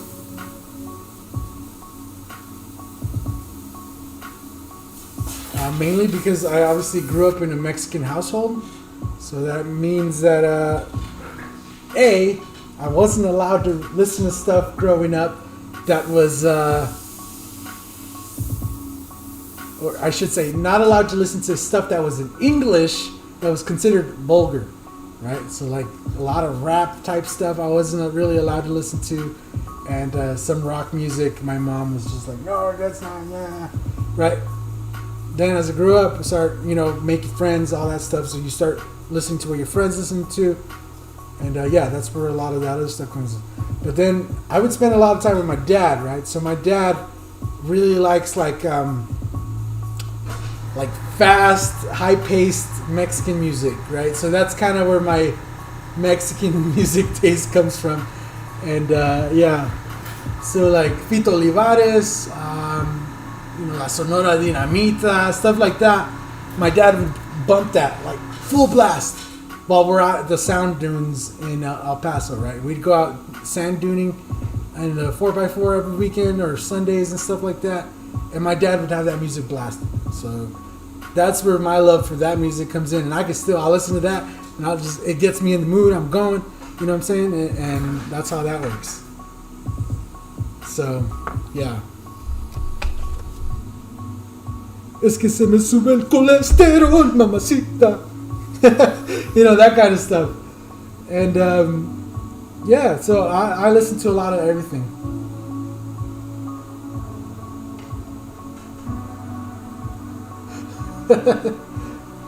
It's like getting a free item that you can't pay shipping and handling for. Yeah. Exactly. Like, you still have to pay. It's not really free.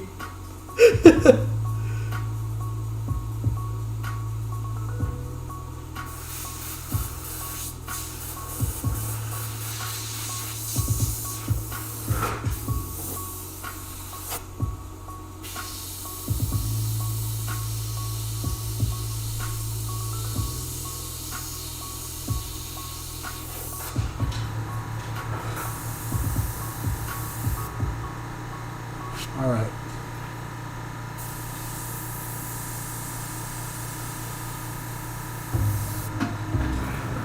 All right, we're gonna move into some green, and I don't think we're gonna be able to finish it on stream. I'm gonna let you guys decide. Should I do a quick little live stream tomorrow and we finish it up, or should I just finish it up on my own? Kind of let it do its thing, and I'll just post up the finished picture. I'll let you guys decide in the chat. I have no problem going live tomorrow. I don't have anything planned for tomorrow just yet. Really just wanted to hang out and just, you know, have a good day tomorrow. But if you guys want, I could kind of come live. I could go live, and yeah, we can knock it out tomorrow if you guys are interested in watching the rest of that.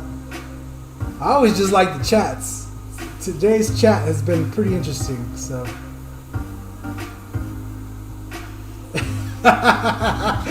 It is her favorite florist, man. My wife probably hates that so much. She says I never get her flowers.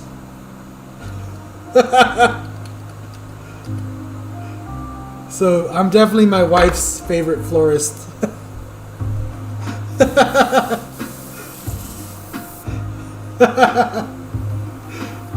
Yes, feed tomorrow. Cool. Tell Marge I said what's up. And tell Marge I need me some cookies. I seen her cookies. And not gonna lie, Mr. Steve, I'm mighty jealous. Them cookies look freaking good. Like, they look good. Jess is probably watching right now going, what the hell's wrong with my cookies?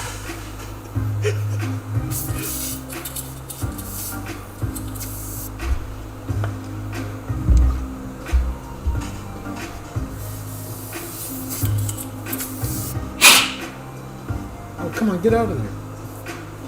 There's like a little piece of a paint right here. There you go. There you go.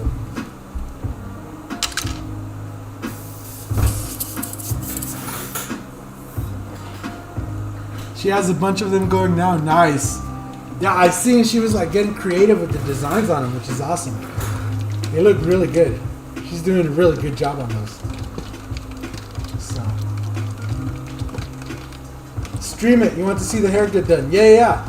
I actually had some brush stuff I wanted to try on the hair and stuff. And that's the only reason I'm like, we should get to the live stream, because I didn't even get to use the brushes today or anything.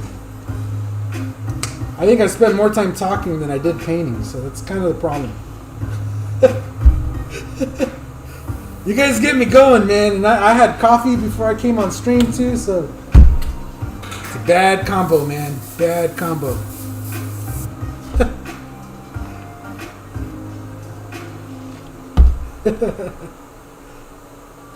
None for you. Oh no.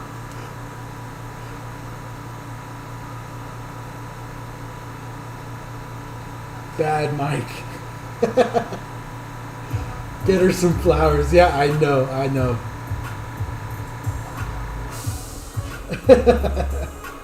You guys.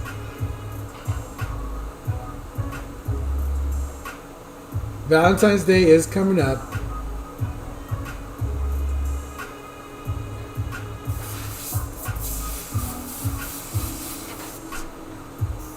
Yeah, I definitely get her some flowers, alright? But because I want to. Not because she said so, and not because you're telling me to get her flowers. I'm doing it because I wanted to get her flowers.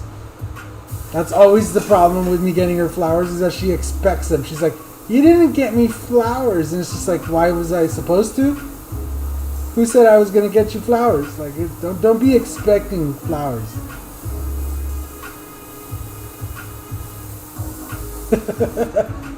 They're supposed to be a surprise. You're not supposed to know you're going to get flowers. You're supposed to be like, ooh, flowers, you know?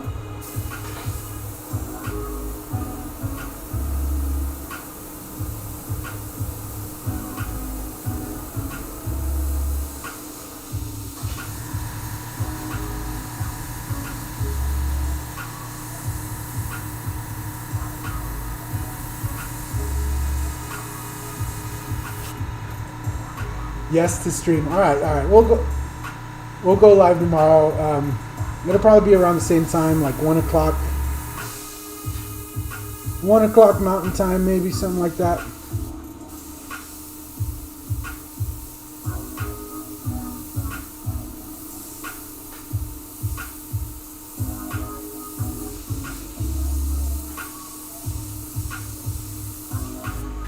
This makes me want to watch the movie. So, out of everything in this picture, this vine, right?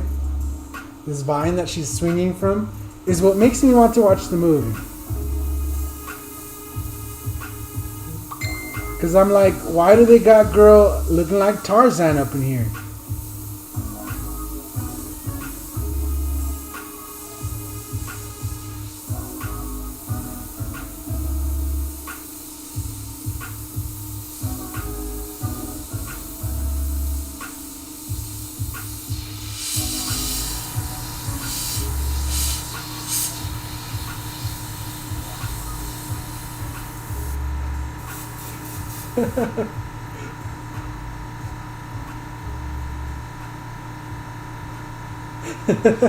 Tarzan, yeah, dude, I'm telling you, it's like, why do they got her swinging from a vine? Like, what is this?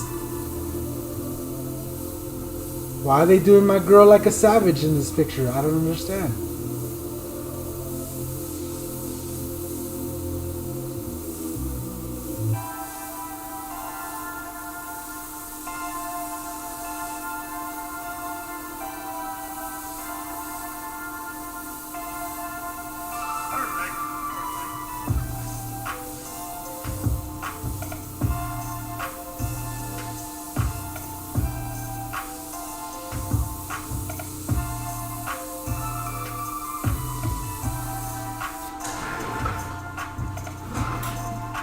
Only so many times I could buy myself candy bars. Oh my god. Woo! Flowers, yeah. I got you, Blue.